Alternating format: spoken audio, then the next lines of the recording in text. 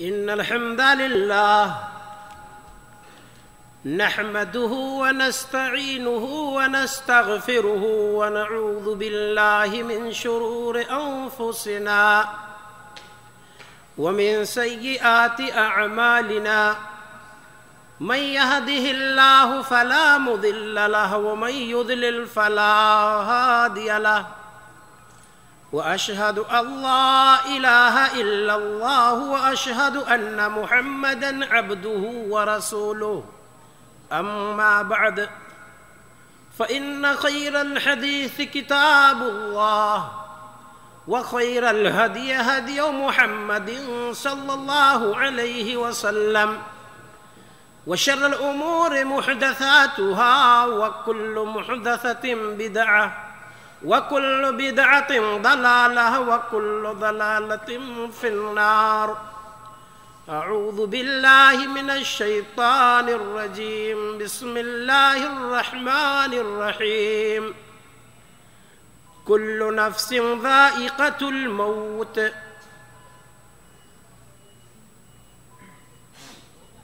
محتشم سامعین کرام، برادران اسلام اور میری مائیں اور بہنیں، آج کا یہ پروگرام جس کے لیے ہم لوگ حاضر ہوئے ہیں، اس پروگرام کا تعلق زندگی کے ایک ایسے مرحلہ سے ہے جس مرحلہ سے ہر کسی کو گزرنا ہے۔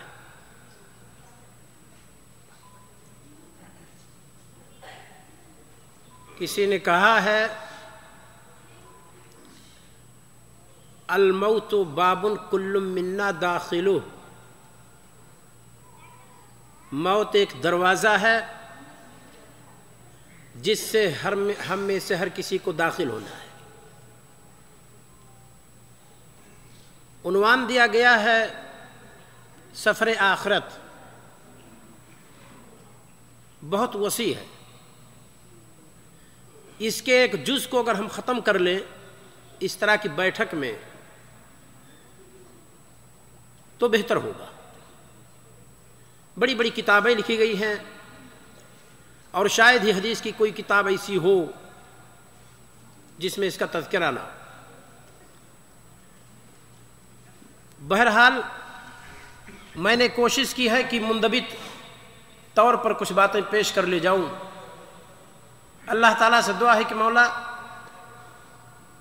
اس موضوع کے تحت کتاب و سنت کی روشنی میں جو باتیں آئیں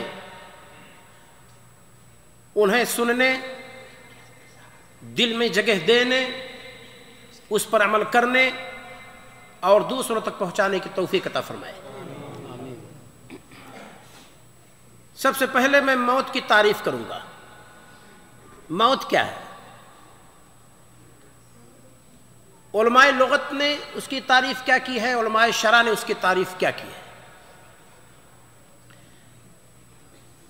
موت میم واو تا، ابن فارس کہتے ہیں کسی بھی چیز سے قوت کا فقدان، کسی بھی چیز سے طاقت ختم ہو جائے، اسی طاقت کے ختم ہونے کو موت کہتے ہیں۔ کہتے ہیں اسی سے وہ موت ہے جو انسان کو طاری ہوتی ہے، جو حیات کی ضد ہے، اپوزٹ ہے۔ ابن منظور کہتے ہیں لسان العرب میں موت یہ حیات کی ضد ہے، زندگی کی ضد ہے۔ نیز کہتے ہیں کہ حیات کے انواع و اقسام کے اعتبار سے موت کی بھی کئی قسمیں اور کئی انواع اس کے ہیں۔ کہتے ہیں زندگی کی بہت ساری قسمیں ذکر کی گئی ہیں اور الگ الگ چیزوں پر زندگی کا اطلاق ہوا ہے، ایسے موت کا اطلاق بھی مختلف چیزوں پر ہوتا ہے۔ کہتے ہیں حیوانات و نباتات میں موجود نامی قوت کے مقابل جو چیز ہے اس کو موت کہتے ہیں۔ ایک پودا ہے، پنپ رہا ہے، بڑھ رہا ہے، اس کی زندگی ہے۔ اسے دیمک لگ جائے، کوئی بیماری لگ جائے، پنپنا بڑھنا بند کر دے، کہتے ہیں اس کی موت ہے۔ اللہ تعالیٰ نے قرآن میں فرمایا یحیی الارض بعد موتہا، اللہ تعالیٰ زمین کو زندہ کرتا ہے اس کے مرنے کے بعد۔ نامی قوت، بڑھنے کی قوت جب ختم ہو گئی تو اس کو اللہ تعالیٰ نے موت سے تعبیر کیا ہے، اور اس پر بارش جب اللہ تعالیٰ نازل کرتا ہے تو وہ زمین کھل اٹھتی ہے، گھاس پھوس اگنے لگتے ہیں، پنپنے لگتے ہیں، اس کو اس کی زندگی کہا جاتا ہے۔ کہتے ہیں حسی قوت کے زوال کا نام بھی موت ہے۔ کہتے ہیں اللہ تعالیٰ کا ارشاد اس کے تعلق سے یا لیتنی مت قبل ھذا، مریم علیہ السلام کے قول میں ہے، سورہ مریم 23 نمبر آیت، یا لیتنی مت قبل ھذا۔ مریم علیہ السلام نے کہا اپنے اس خاص حالت میں کہ شادی نہیں ہوئی ہے، ابھی دوشیزہ ہیں اور بچہ پیدا ہوا ہے، قوم کے پاس جائیں گی، کیا منہ دکھائیں گی؟ انہوں نے اس کو کہا تھا کہ کاش کہ اس سے پہلے میں مر جاتی، یعنی فکر کی جو قوت تھی وہ ختم ہو جاتی، مجھے کچھ احساس ہی نہ ہوتا۔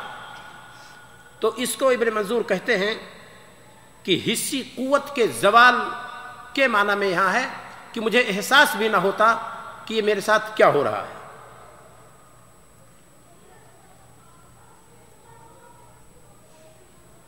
جہالت و گمراہی کو موت کہتے ہیں، جو ہدایت اور نور روشنی کے اپوزٹ میں۔ اللہ تعالیٰ نے قرآن میں فرمایا اومن کان میتا فاحییناہ، کیا وہ جو مردہ تھا، کفر اور شرک کی گھٹا ٹوپ تاریکی میں بھٹک رہا تھا، فاحییناہ، تو ہم نے اس کو ہدایت دے کر کے زندہ کر دیا۔ تو یہاں موت کہا گیا ہے کس کو؟ کفر کو، شرک کو، اسلام سے دوری کو۔ زندگی کو بدمزہ کر دینے والی چیز حزن و غم کو بھی موت کہا گیا ہے۔ اللہ تعالیٰ نے قرآن میں فرمایا وَيَأْتِيهِ الْمَوْتُ مِنْ كُلِّ مَكَانٍ وَمَا هُوَ بِمَيِّتٍ۔ کفار کا تذکرہ ہے کہ موت کے اسباب چاروں طرف سے گھیرے ہوئے ہوں گے، حزن و ملال کا یہ عالم ہوگا کہ ان سے کچھ کہتے ہوئے نہیں بنے گا۔ اس کو اللہ تعالیٰ نے تعبیر کیا ہے کہ موت کے اسباب چاروں طرف سے ہوں گے، یعنی حزن و ملال اس طرح ان کو گھیرے ہوئے ہوگا۔ یہ ابن منظور رحمہ اللہ کی بات تھی۔ فیروز آبادی رحمہ اللہ نے کہا ماتا یموت یمات یمیت، لفظ کی تشریح کی ہے، فہو میت و میت، یا کہ مشدد کے ساتھ اور تخفیف کے ساتھ۔ کہتے ہیں زندگی کی ضد ہے یہ، اس کو موت کہتے ہیں۔ نیز فرماتے ہیں المیت تخفیف کے ساتھ، یا کو مشدد نہ پڑھیں، کہتے ہیں مردہ کو کہتے ہیں، اور میت یا کی تشدید کے ساتھ وہ مائت قریب مرگ کو کہتے ہیں، جو مرنے کے قریب ہو۔ اللہ کے رسول صلی اللہ علیہ وسلم نے فرمایا لقنوا موتاکم، مردوں کو تلقین کرو۔ مر جانے کا مسئلہ یہاں نہیں ہے، جو قریب المرگ ہوں ان کو تلقین کرو۔ گویا کہ فیروز آبادی کے اس قول کی تائید اس حدیث سے ہوتی ہے۔ اللہ تعالیٰ نے قرآن میں فرمایا انک میت و انہم میتون، اے نبی آپ مرنے والے ہیں، موت کا مزہ چکھنے والے ہیں، اور یہ لوگ بھی موت کا مزہ چکھنے والے ہیں۔ یہ ہے لغوی اعتبار سے تشریح کی گئی تھی۔ صاحب المنجد کہتے ہیں موت مفارقت الروح جسدہ، روح کا بدن سے نکل جانے کا نام موت ہے، اور ان کی یہ تعریف علماء شریعت کے اقوال کے مطابق ہے۔ کہتے ہیں مات الریح ہوا کا ٹھنڈا ہو ٹھہر جانا، ہوا کا مرنا ہے۔ مات النار آگ کا بجھ جانا، راکھ ہو جانا۔ مات الحمہ بخار کے حرارت کا کم ہو جانا۔ مات الحر والبر ختم ہو جانا، زائل ہونا۔ مات الثوب کپڑے کا پرانا ہو جانا۔ یہ تشریح کرتے ہیں موت کی صاحب المنجد۔ موت کی تعریف کرتے ہوئے نیز کہتے ہیں زوال الحیات امن کانت فی، جس چیز میں بھی زندگی رہی ہو اس میں سے زندگی کے نکل جانے کا نام موت ہے۔ یہ ان کی بات تھی، ختم ہو گئی۔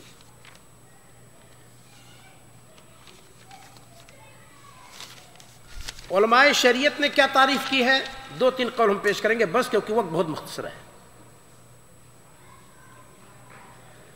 مفارقت الروح للبدن، روح کا بدن سے جدا ہو جانا۔ کتاب و سنت کے دلیلوں کے بموجب موت کا یہی معنی ہے کہ بدن سے روح نکل جائے، گویا کہ موت واقع ہو گئی۔ علامہ نووی رحمہ اللہ کہتے ہیں الموت مفارقت الروح، وہی معنی۔ ابن قیم الجوزیہ رحمہ اللہ فرماتے ہیں الموت ہوا مفارقت الروح للبدن، بدن سے روح کا نکل جانا یہی موت ہے۔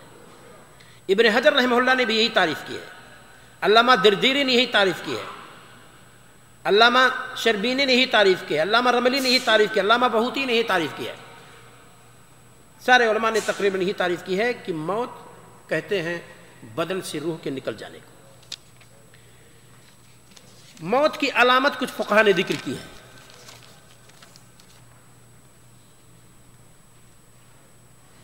نفس کا بند ہو جانا، کوئی ضروری نہیں ہے کہ نفس بند ہو جائے تو موت ہو ہی جائے۔ ایک دماغی موت ہے، اور دماغی موت کے تعلق سے علماء کا تقریباً اتفاق ہے، بہت سارے اطباء کا بھی اس پر اتفاق ہے۔ ہمارے پاس جو رپورٹ موجود ہے تقریباً 40 اطباء کا میں نے لکھ رکھا ہے کہ دماغی موت کا نام موت نہیں ہے، کہ جہاں انسان کو اٹھا کر کے دفن کر دیا جائے اور اس کی میراث تقسیم ہونے لگے اور اس کی بیوی عدت گزارنا شروع کر دے، نہ، دماغی موت کو موت نہیں کہتے۔ تو دماغی موت میں بھی نفس کا بند ہونا ہوتا ہے۔ آنکھ کا پتھرا جانا، نگاہوں کا پتھرا جانا، یہ بھی ایک علامت ہے۔ کس نے کہاں کہا ہے سب میں نے ذکر کیا ہے، لیکن اگر میں اس کو ذکر کروں گا تو وقت بہت زیادہ گزر جائے گا۔ دونوں ہونٹوں کا کھل جانا، یہ بھی موت کی علامت ہے۔ دونوں قدم کا ڈھیلا ہو جانا، کھڑا نہ ہونا۔ نتھنے کا مڑ جانا، دونوں کنپٹی کا دب جانا، دونوں کھوسیوں کا اوپر چڑھ جانا، چرم کا نیچے آ جانا، دونوں ہتھیلیوں کا پھیل جانا، چہرہ کے چمڑا کا پھیل جانا، بالغ مردہ کی آنکھوں کی سیاہی کا غائب ہو جانا، بدن کا بدبو دار ہو جانا، ایک الگ بو ہوتی ہے مرے ہوئے آدمی کے بدن سے، جسم کا ٹھنڈا ہو جانا، یہ علامتیں لکھی گئی ہیں۔ بیک وقت ایک مردے میں بھی پائی جا سکتی ہیں، اور ایسا بھی ہو سکتا ہے کہ بعض علامتیں پائی جائیں، بعض علامتیں نہ پائی جائیں۔ بروقت اطباء کی تحقیق یہ ہے کہ روح کے نکل جانے کے بعد بدن کے مختلف اعضاء کا مختلف وقت ہے مرنے کے لیے۔ مطلب پھیپھڑا ہے، روح کے نکل جانے کے بعد کتنے ٹائم تک نکال لیا جائے تو دوسرے انسان کے بدن میں کام کر سکتا ہے۔ دل کو نکال لیا جائے روح کے نکل جانے کے کتنے دیر پہلے تو یہ کام کرے گا۔ مرے ہوئے انسان کے بدن سے اگر گردہ نکال لیا جائے تو وہ کام کتنے دیر تک کرے گا، یعنی مرنے کے کتنے دیر کے بعد ہر عضو مرتا ہے، ہر ایک کا الگ الگ وقت ہے۔ یہ آج کل کے اطباء اس کو کہتے ہیں، لیکن اس میں کوئی شک نہیں، اعضاء روح کے نکل جانے کے فوراً بعد فیل نہیں ہوتے۔ اسی وجہ سے علماء نے ذکر کی ہے کہ اگر کوئی شخص یہ وصیت کر جائے کہ میرے مر جانے کے بعد فلاں عالم جن کا گردہ خراب ہو چکا ہے، فلاں مجاہد جن کا گردہ خراب ہو چکا ہے، فلاں سوسائٹی کے اندر خیراتی کام کرنے والا جن کا گردہ فیل ہو چکا ہے، اگر میں مر جاؤں تو میرا گردہ نکال کر کے فلاں کو دے دیا جائے، میرے طرف سے ان کو ہدیہ ہے، تاکہ وہ ان کی زندگی برقرار رہے اور دین کا کام وہ کرتے رہے۔ وَمَنْ أَحْيَاهَا فَكَأَنَّمَا أَحْيَا النَّاسَ جَمِيعًا، جس نے کسی کو زندہ کیا، کسی نفس کو، گویا کہ سارے لوگوں کو زندہ کیا۔ اس سے پتہ چلتا ہے کہ آدمی اپنے عضو کے منتقلی کی وصیت کر سکتا ہے۔ علماء نے ذکر کی ہے کہ صرف خصوصیتین کے بدلے جانے کا مسئلہ ہے کہ اس کو نہیں بدلا جا سکتا ہے، کیونکہ اس کے اندر جو جراثیم ہوتے ہیں کسی دوسرے انسان کے بدن میں اگر اس کو لگا دیا جائے اور بچے اگر پیدا ہوں گے تو بچے اس کے رنگ کے ہوں گے یا اس کے ہوں گے جس کا خصیہ بدن میں انسان کے لگا ہوا ہوگا، لہذا اس کے چینج کرنے سے علماء نے روکا ہے۔ بہرحال یہ میرا موضوع نہیں ہے کہ میں اس پر زیادہ گفتگو کروں۔ دماغی بخار یا دماغی موت جس کو کہتے ہیں، دماغی بخار اس حد تک پہنچ جائے کہ انسان کوما میں پہنچ جائے تو اس کو موت نہیں کہتے، میں بتا چکا ہوں۔ مجلس کبار علماء سعودیہ کے بھی لوگوں کا فتویٰ ہی تھا، اور اسلام فقہ کمیٹی مکہ کا بھی، اسلام فقہ کمیٹی مکہ کی بھی یہ فتویٰ تھا، اور بہت سارے علماء کے دستخط اس پر ثبت ہیں، جس میں شیخ عبدالعزیز ابن باز رحمہ اللہ اور ڈاکٹر عبداللہ عمر نصیف وغیرہ کی سائن موجود تھی، جس سے پتہ چلتا ہے کہ سارے علماء نے دماغی موت کو موت نہیں کہا ہے۔ یہ تھوڑی سی بات تھی موت کے تعلق سے۔ یہاں دو باتیں ہم اور ذکر کریں گے۔ کیا موت کوئی ایسی چیز ہے جس کو دیکھا جا سکے؟ کوئی مجسم چیز ہے؟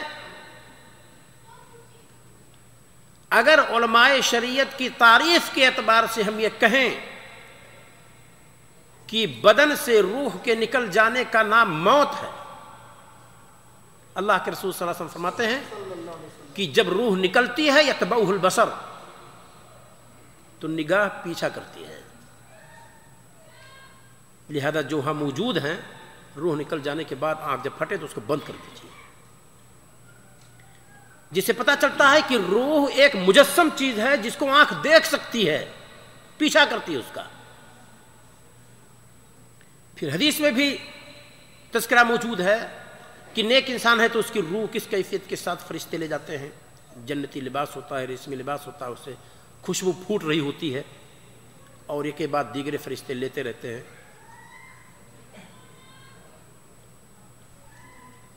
قیامت کے دن ایک حدیث صحیح بخاری میں موجود ہے، حدیث کا نمبر ہے 4453۔ جنتی جب جنت میں ہوں گے اور جہنمی جہنم میں ہوں گے، اللہ کے رسول صلی اللہ علیہ وسلم فرماتے ہیں یؤتی بالموت، موت کو لایا جائے گا، کہیت کبش املح، کالے دمبے کی شکل میں، فینادی منادن یا اہل الجنہ، تو ایک پکارنے والا پکارے گا اے جنت کے لوگوں، اللہ کے رسول صلی اللہ علیہ وسلم فرماتے ہیں فیشرئبون وینظرون، تو لوگ گردن اٹھائیں گے، دیکھیں گے کہ کون پکار رہا ہے، فیقول هل تعرفون هذا، تو فرشتہ کہے گا موت کی طرف اشارہ کر کے اسے پہچانتے ہو؟ فیقولون نعم هذا الموت، کہیں گے ہاں پہچانتے، یہ موت ہے،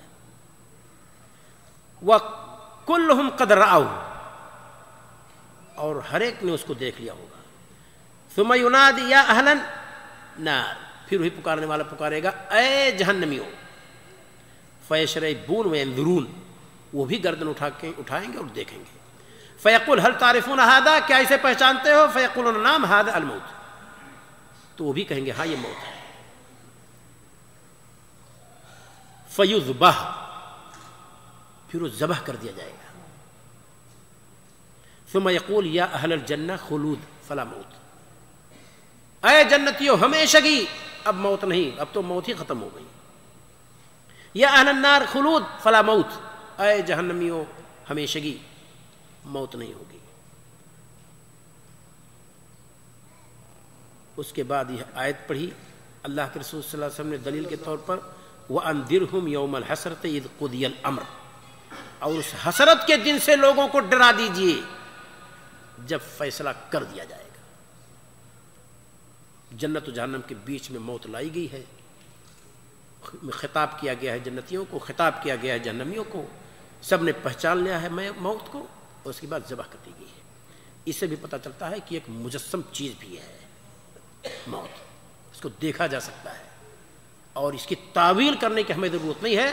صحابہ کرام کو ہمارے رسول صلی اللہ علیہ وسلم نے حدیث سنائی، اور آپ صلی اللہ علیہ وسلم نے نہ تعویل کی اور نہ صحابہ کرام نے تعویل کی کہ اس کی کوئی تعویل ہونی چاہیے، یہ کیا ہے، ایسا ہونا چاہیے ویسا ہونا چاہیے، کچھ نہیں، اس کو اس کی حقیقت پر محمول کرنے کی ضرورت ہے۔ یہ ہے موت۔ موت کا مزہ سب کو چکھنا ہے، ہر نفس کو۔ ہر نفس کا مطلب یہ ہے وہ نفس چاہے انسان میں ہو چاہے جانور میں ہو، پرندے میں ہو چاہے چوپائے میں ہو۔ اللہ تعالیٰ نے ایک حدیث قدسی میں فرمایا، بندہ جب مجلس میں میرا ذکر کرتا ہے تو میں اس سے بہتر مجلس میں ذکر کرتا ہوں، اور بندہ جب تنہائی میں میرا ذکر کرتا ہے تو میں بھی تنہائی میں اس کا ذکر کرتا ہوں، اور بندہ جب اپنے نفس میں میرا ذکر کرتا ہے تو میں بھی اپنے نفس میں اس کا ذکر کرتا ہوں۔ اللہ تعالیٰ نے اپنے لیے بھی نفس ثابت کیا ہے، لہذا قرآن کی اس آیت کا یہ قطعاً مطلب نہیں ہے کہ کل نفس ذائقۃ الموت، ہر نفس کو موت کا مزہ چکھنا ہے، نعوذ باللہ، تو اللہ کو بھی موت کا مزہ چکھنا ہے، یہ معنی قطعاً نہیں ہے۔ اس کی دلیل دیکھیں، لفظ کل کا اطلاق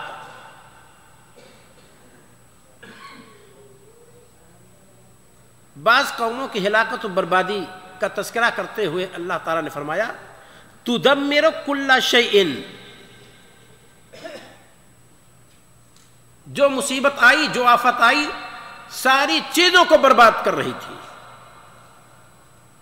کل شیء، اور کل میں زمین اور آسمان بھی داخل ہے، تو اگر کسی قوم پر آفت آئی، یہ سب برباد ہو گئے ہوتے تو یہاں وجود کیسے ہوتا؟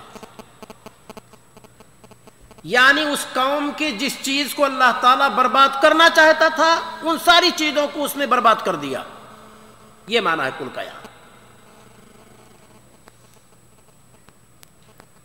دوسری دلیل سورہ کہف میں وَكَانَ وَرَاءَهُمْ مَلِكٌ يَأْخُذُ كُلَّ سَفِينَةٍ غَصْبًا، خضر علیہ السلام نے جب کشتی کو توڑ دیا، موسیٰ علیہ السلام نے سوال کیا کہ آپ نے کشتی کو توڑ دیا، بیچارے روزی روٹی سے تلاش کرتے تھے اور بغیر اجرت کے آپ کو بیٹھا لیے، احترام کیا آپ کا، اور آپ نے ان کی کشتی میں سوراخ کر دیا۔ موسیٰ علیہ السلام سے خضر علیہ السلام نے کہا کہ دیکھو اس کی حکمت کیا ہے، آگے راستے میں ایک بادشاہ ہے، یأخذ کل سفینۃ غصبا، جو بھی کشتی ادھر سے گزرتی ہے سب کو غصب کر لیتا ہے۔ لیکن معنی اس آیت کا سمجھیں، اگر ہر کشتی کو غصب کر لیتا تو پھر توڑنے کا فائدہ کیا تھا؟ کل سفینۃ صالحۃ غصبا، ہر اچھی کشتی کو غصب کر لیتا تھا، یہ معنی ہے، یعنی اگر عیب ہو کشتی میں تو اس کو چھوڑ دیتا تھا۔ یہاں بھی لفظ کل سب پر داخل نہیں ہوا۔ ایک تیسری مثال، اللہ کے رسول صلی اللہ علیہ وسلم فرماتے ہیں کہ ایک رات اللہ تعالیٰ نے اپنے ہاتھ کو میری پشت پر رکھا، اس کی ٹھنڈک میں نے سینے میں محسوس کی، فَتَجَلَّلَ لِيَ كُلَّ شَيْءٍ، تو میرے لیے ساری چیزیں عیاں ہو گئی، واضح ہو گئی، کل شیء، ساری چیزیں۔ حدیث جبریل میں ہے، جبریل علیہ السلام نے کہا وَأَخْبِرْنِي عَنِ السَّاعَةِ، قیامت کے بارے میں مجھے بتلائیے۔ اللہ کے رسول صلی اللہ علیہ وسلم نے فرمایا مَا الْمَسْعُولُ عَالَمْ مِنَ السَّائِلِ، مَا الْمَسْعُولُ عَنْهَا عَالَمْ مِنَ السَّائِلِ، سوال جس سے کیا جا رہا ہے اس مسئلے میں سوال کرنے والے سے سوال کیا جانے والا زیادہ نہیں جانتا ہے. تو اگر آپ کے لیے ساری چیزیں ظاہر ہو گئی تھیں، اور کل کا معنی یہ ہے کہ ساری چیزیں، تو رسول صلی اللہ علیہ وسلم کو قیامت کے بارے میں بھی تو معلوم ہو جانا چاہیے تھا. یعنی وہ ساری چیزیں ظاہر ہو گئیں جن ساری چیزوں کو ظاہر کرنا اللہ تعالیٰ چاہتا تھا. یہ معنی ہے لفظ کل کا. یہاں ایک چوتھی مثال قرآن میں موجود ہے. فیہ تبیان لکل شیء، قرآن کے تعلق سے اللہ تعالیٰ نے فرمایا اس میں ساری چیزوں کی وضاحت موجود ہے. کل شیء کہاں موجود ہے کہ ظہر 4 رکعت ہے؟ کہاں موجود ہے کہ مغرب 4 رکعت ہے؟ کہاں موجود ہے کہ بقرہ عید میں 4 دن قربانی کرو؟ نہیں موجود ہے. اس کا معنی یہ ہے کہ لفظ کل یہاں عام چیز کے معنی میں نہیں، بلکہ اصل کل شیء، ہر چیز کی اصول، بنیادی باتیں اس کے اندر موجود ہیں قرآن کے اندر. بعض مفسرین نے کہا ہے، یہ ایک مفسرین کے ایک قول کے اعتبار سے یہ تفسیر میں نے کی ہے، ورنہ بعض مفسرین نے کہا ہے کہ اس سے مراد لوح محفوظ ہے جس میں ساری چیزیں موجود ہیں. آگے چلتے ہیں. یہ شبہ ختم ہو گیا کہ یہ کہنا کہ اگر کوئی کہے دہریہ شخص، لادین شخص، کہ آپ کے قرآن میں، آپ کی کتاب میں موجود ہے کہ ہر نفس کو موت کا مزہ چکھنا ہے، نفس والی ذات تو اللہ کی ذات بھی ہے، تو اس کے دفاع کے لیے دلیل میں نے آپ کے لیے ذکر کی ہے.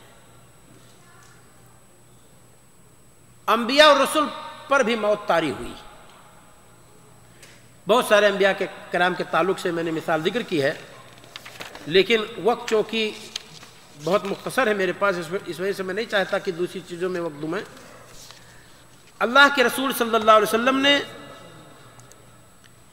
اور دیگر انبیاء نے موت کے تعلق سے سارے لوگوں نے اپنی امت کو آگاہ کیا ہے. قرآن نے جگہ جگہ موت کا تذکرہ کیا ہے، اور یہ کہ ہر شخص پر موت آنے والی ہے اس کا بھی ذکر کیا ہے. سورہ آل عمران 185 نمبر آیت میں اللہ تعالیٰ نے فرمایا کل نفس ذائقۃ الموت، ہر نفس کو موت کا مزہ چکھنا ہے. سورہ نساء 78 نمبر آیت میں اللہ تعالیٰ نے فرمایا اینما تکونوا یدرککم الموت ولو کنتم فی بروج مشیدہ، جہاں کہیں بھی رہو موت آ کر رہے گی، خواہ مضبوط قلعوں میں بند کیوں نہ ہو جاؤ. یہ اللہ تعالیٰ نے فرمایا. حدیث میں بھی جگہ جگہ موجود ہے. موسیٰ علیہ السلام کے پاس ملک الموت پہنچ گئے.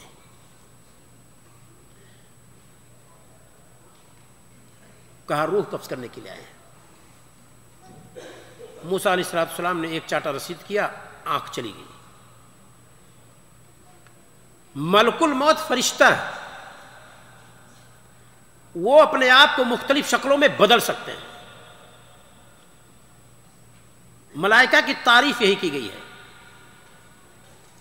عالم نورانی یتشکل باشکال مختلفہ، ایک نورانی مخلوق جو اپنے آپ کو مختلف شکلوں میں بدل سکے. موسیٰ علیہ السلام انسان تھے، فرشتہ انسان کی شکل میں ان کے پاس آیا، لہذا اس طرح کے واقعے کا واقع ہو جانا یہ عقل کے خلاف نہیں ہے. کچھ لوگوں نے اس حدیث کے ساتھ مذاق اڑایا ہے اور اس کو رد کر دیا ہے، حالانکہ حدیث صحیح ہے. موسیٰ علیہ السلام نے مار دیا، آنکھ چلی گئی، واپس گیا. اللہ تعالیٰ سے شکوہ کیا کہ ایسے بندے کی روح قبض کرنے کے لیے بھیج دیا ہے مولا کہ ہمیں مار دیا انہوں نے. اللہ تعالیٰ نے کہا کہ ٹھیک ہے، جاؤ کہو کہ ایک بیل کی پشت پر ہاتھ رکھو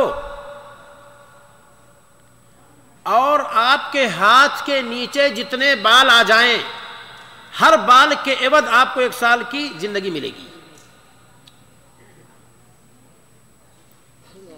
آ کر کے فرشتے نے یہی کہا. موسیٰ علیہ السلام نے کہا پھر کیا؟ الموت. یہی دلیل ہے. کیا کہا؟ الموت، پھر موت آئے گی. کہا فالآن، تب پھر اسی وقت. تو جب اللہ نے اسی وقت چاہا ہے تو ہمیں اب لیٹ کرنے کی ضرورت کیا ہے جب موت کو آنی ہی ہے. موسیٰ علیہ السلام کا بھی انتقال ہوا, دادا آدم علیہ السلام کا بھی انتقال ہوا, یوسف علیہ السلام کا بھی انتقال ہوا. سورہ یوسف میں اس کی دلیل موجود ہے. سلیمان علیہ السلام کی وفات کا تذکرہ موجود ہے. اللہ تعالیٰ نے فرمایا فَلَمَّا قَضَيْنَا عَلَيْهِ الْمَوْتَ مَا دَلَّهُمْ عَلَى مَوْتِهِ إِلَّا دَابَّةُ الْأَرْضِ تَأْكُلُ مِنْ سَأْتِهِ فَلَمَّا خَرَّ تَبَيَّنَتِ الْجِنُّ أَن لَّوْ كَانُوا يَعْلَمُونَ الْغَيْبَ مَا لَبِثُوا فِي الْعَذَابِ الْمُهِينِ. سورہ سبا 14 نمبر آیت. سلیمان علیہ السلام پر موت طاری ہوئی. نگرانی کر رہے تھے, ان کی نگرانی میں جن کام کر رہے تھے. اللہ تعالیٰ نے فرمایا کہ جنوں کو کب پتہ چلا کہ ان کی موت ہو گئی ہے؟ جب جس لاٹھی کا سہارا لے کر کھڑے تھے اس کو دیمکوں نے نیچے سے کھا لیا, پھر ہواؤں کے جھونکے سے ان کی ناس گری, تب پتہ چلا کہ انتقال ہو گیا ہے. کیا واضح ہو گئی بات؟ ان لو کانوا یعلمون الغیب, کہ جن اگر غیب کی بات جانتے تو رسوا کن عذاب میں ٹھہرتے نہیں, یہ مزدوری میں نہیں لگے رہتے, بھاگ لیتے کہ ان کی حکومت ختم. واضح دلیل ہے. تو اپنے یہاں کیا ہوتا ہے, کسی کو جن آ جائے, مس کر دے اس کو یا سوار ہو جائے اس پر, تو پوچھتے ہیں میری بالٹی غائب ہو گئی ہے, کون لے گیا ہے؟ کوئی کہے گا میری قربانی کا ایک بکرا غائب ہو گیا تھا, کون لے گیا ہے؟ یہ سمجھتے ہوئے کہ یہ جن غیب کی بات جانتا ہے. غیب کی بات جن نہیں جانتا ہے, غیب کی بات صرف اللہ تعالیٰ جانتا ہے. بس جس کو اللہ بتا دے وہ اس کے لیے وہ غیب نہیں ہے, گرچہ اللہ تعالیٰ نے غیب سے خبر دے دی ہے. ہم آپ کو کوئی علم دے دیں, الیکٹرانک میڈیا, پرنٹ میڈیا پہ آپ کچھ سن لیں, وہ آپ کے لیے غیب نہیں ہے. پاکستان کی کوئی خبر ہو, ہندوستان کی کوئی خبر ہو, یہاں بیٹھ کر آپ سن لیں, جبکہ آپ سے غیب میں ہے, وہ آپ کے لیے غیب نہیں ہے. سلیمان علیہ السلام کی بھی وفات ہوئی. اللہ کے آخری رسول جناب عربی صلی اللہ علیہ وسلم کا بھی انتقال ہوا, آپ کی وفات ہوئی.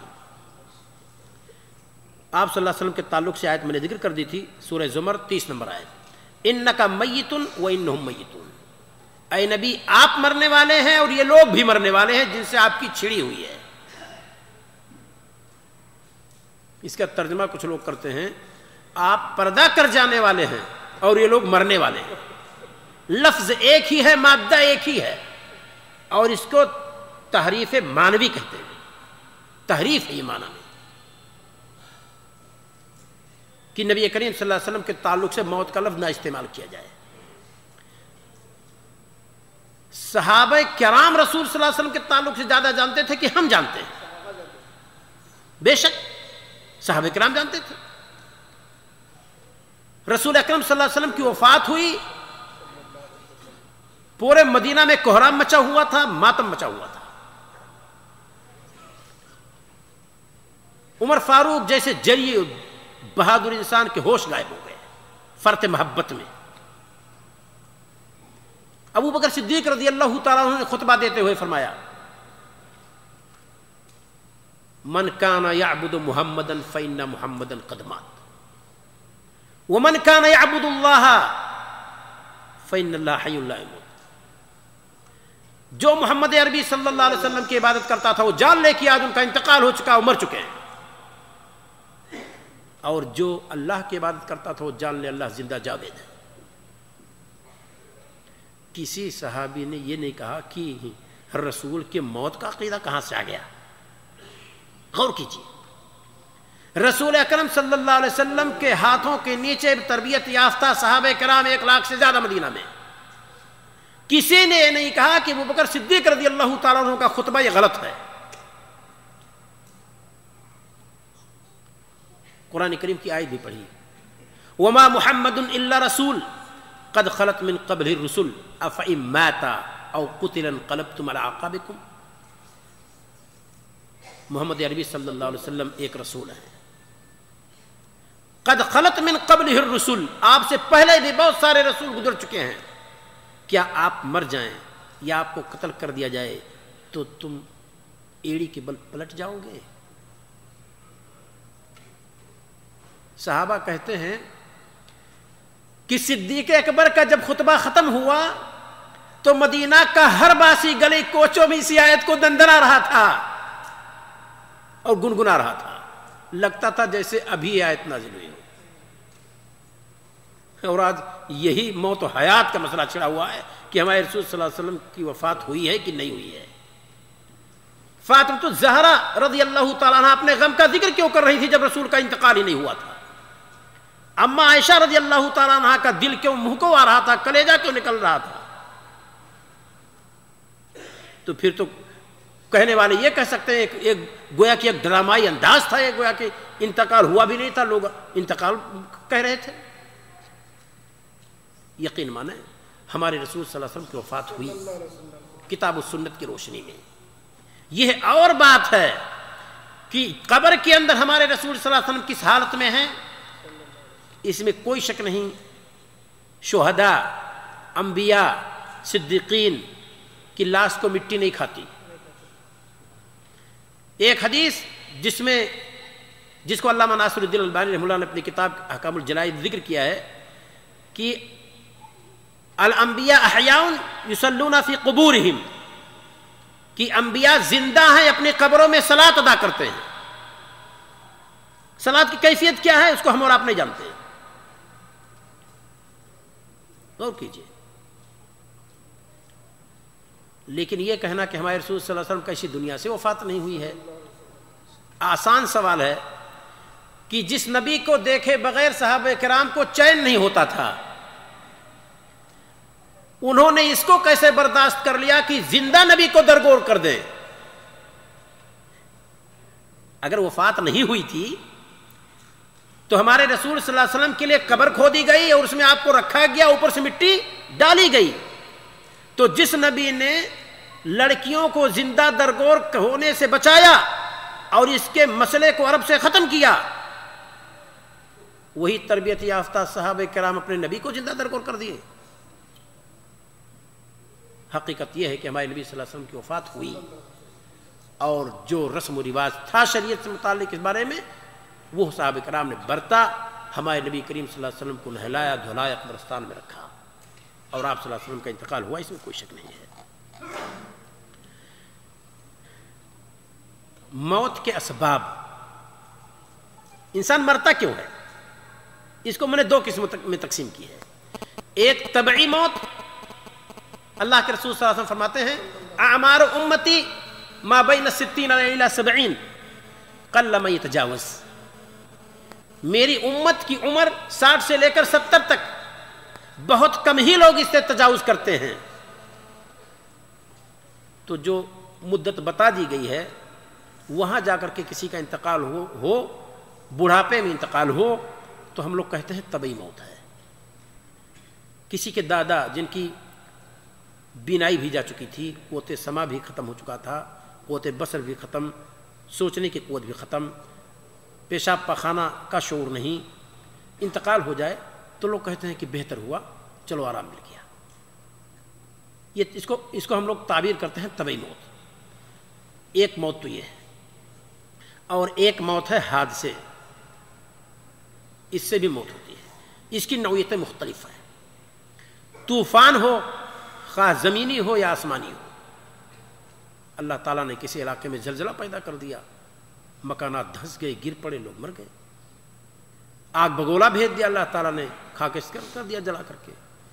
جبریل امی کو بھیج دیا، زور کی آواز ماری، سارے لوگوں کے کان کے پردے پھٹ گئے، لوگ مر گئے۔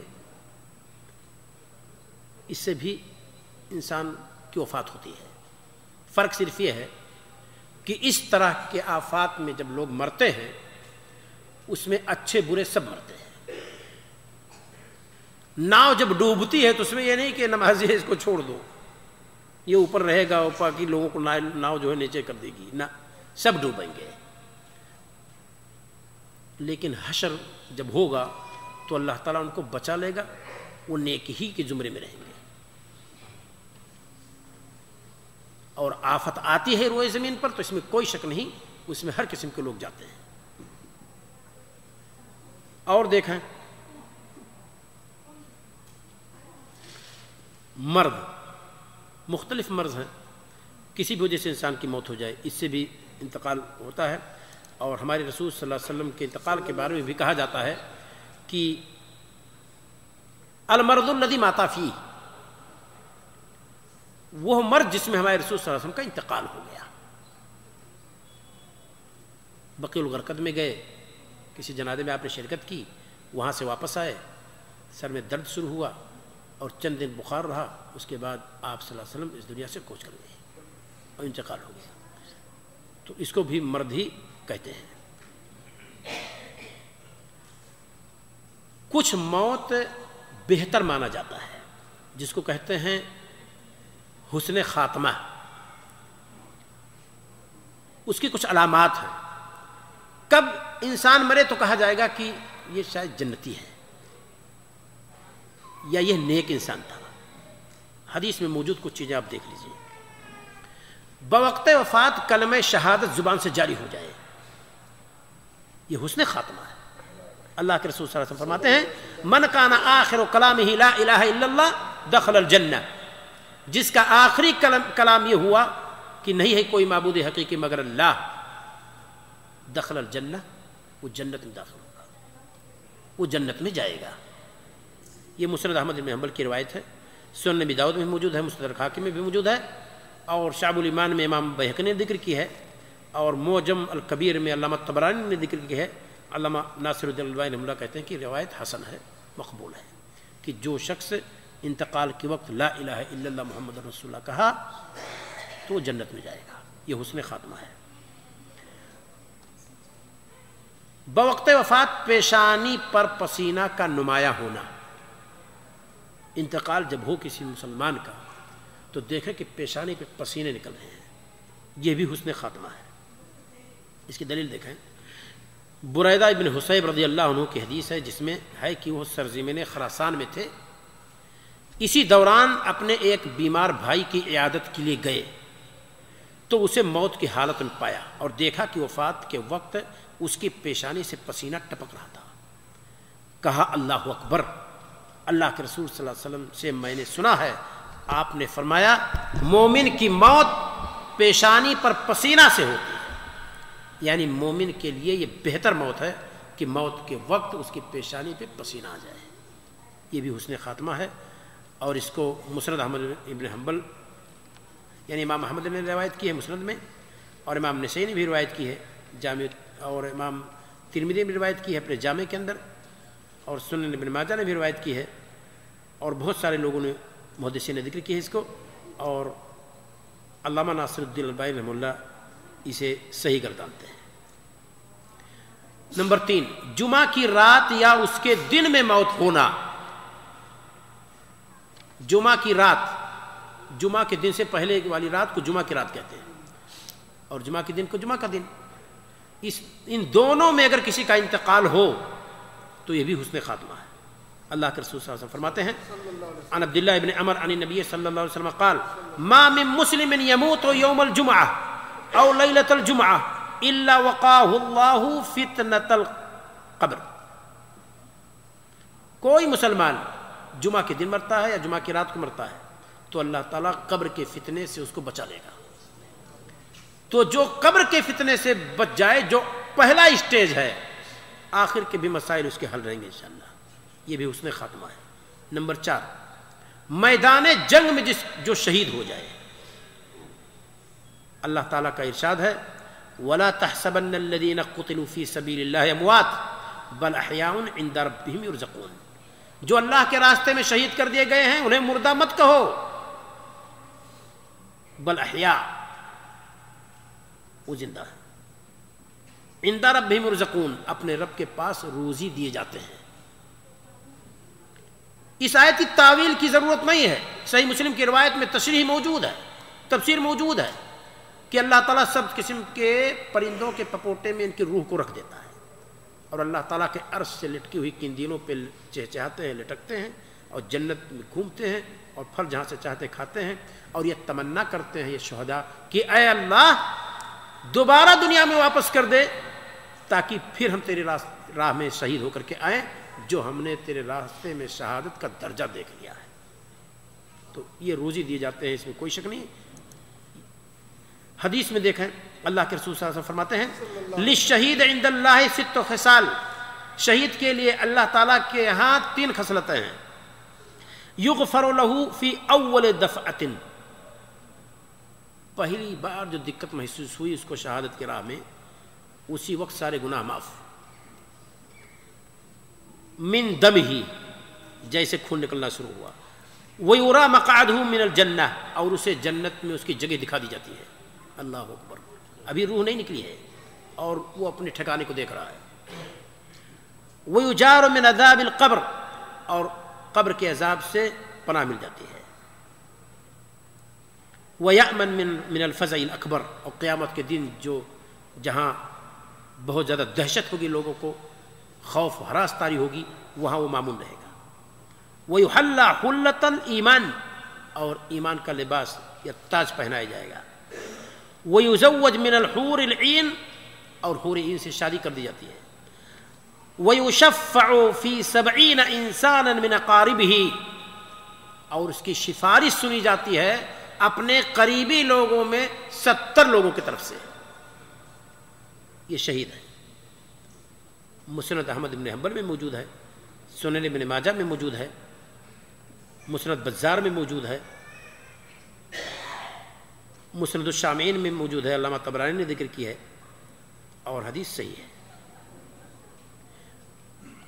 5 نمبر، حسن خاتمہ، اللہ کے راستے میں جنگ کرتے ہوئے کوئی مارا جائے۔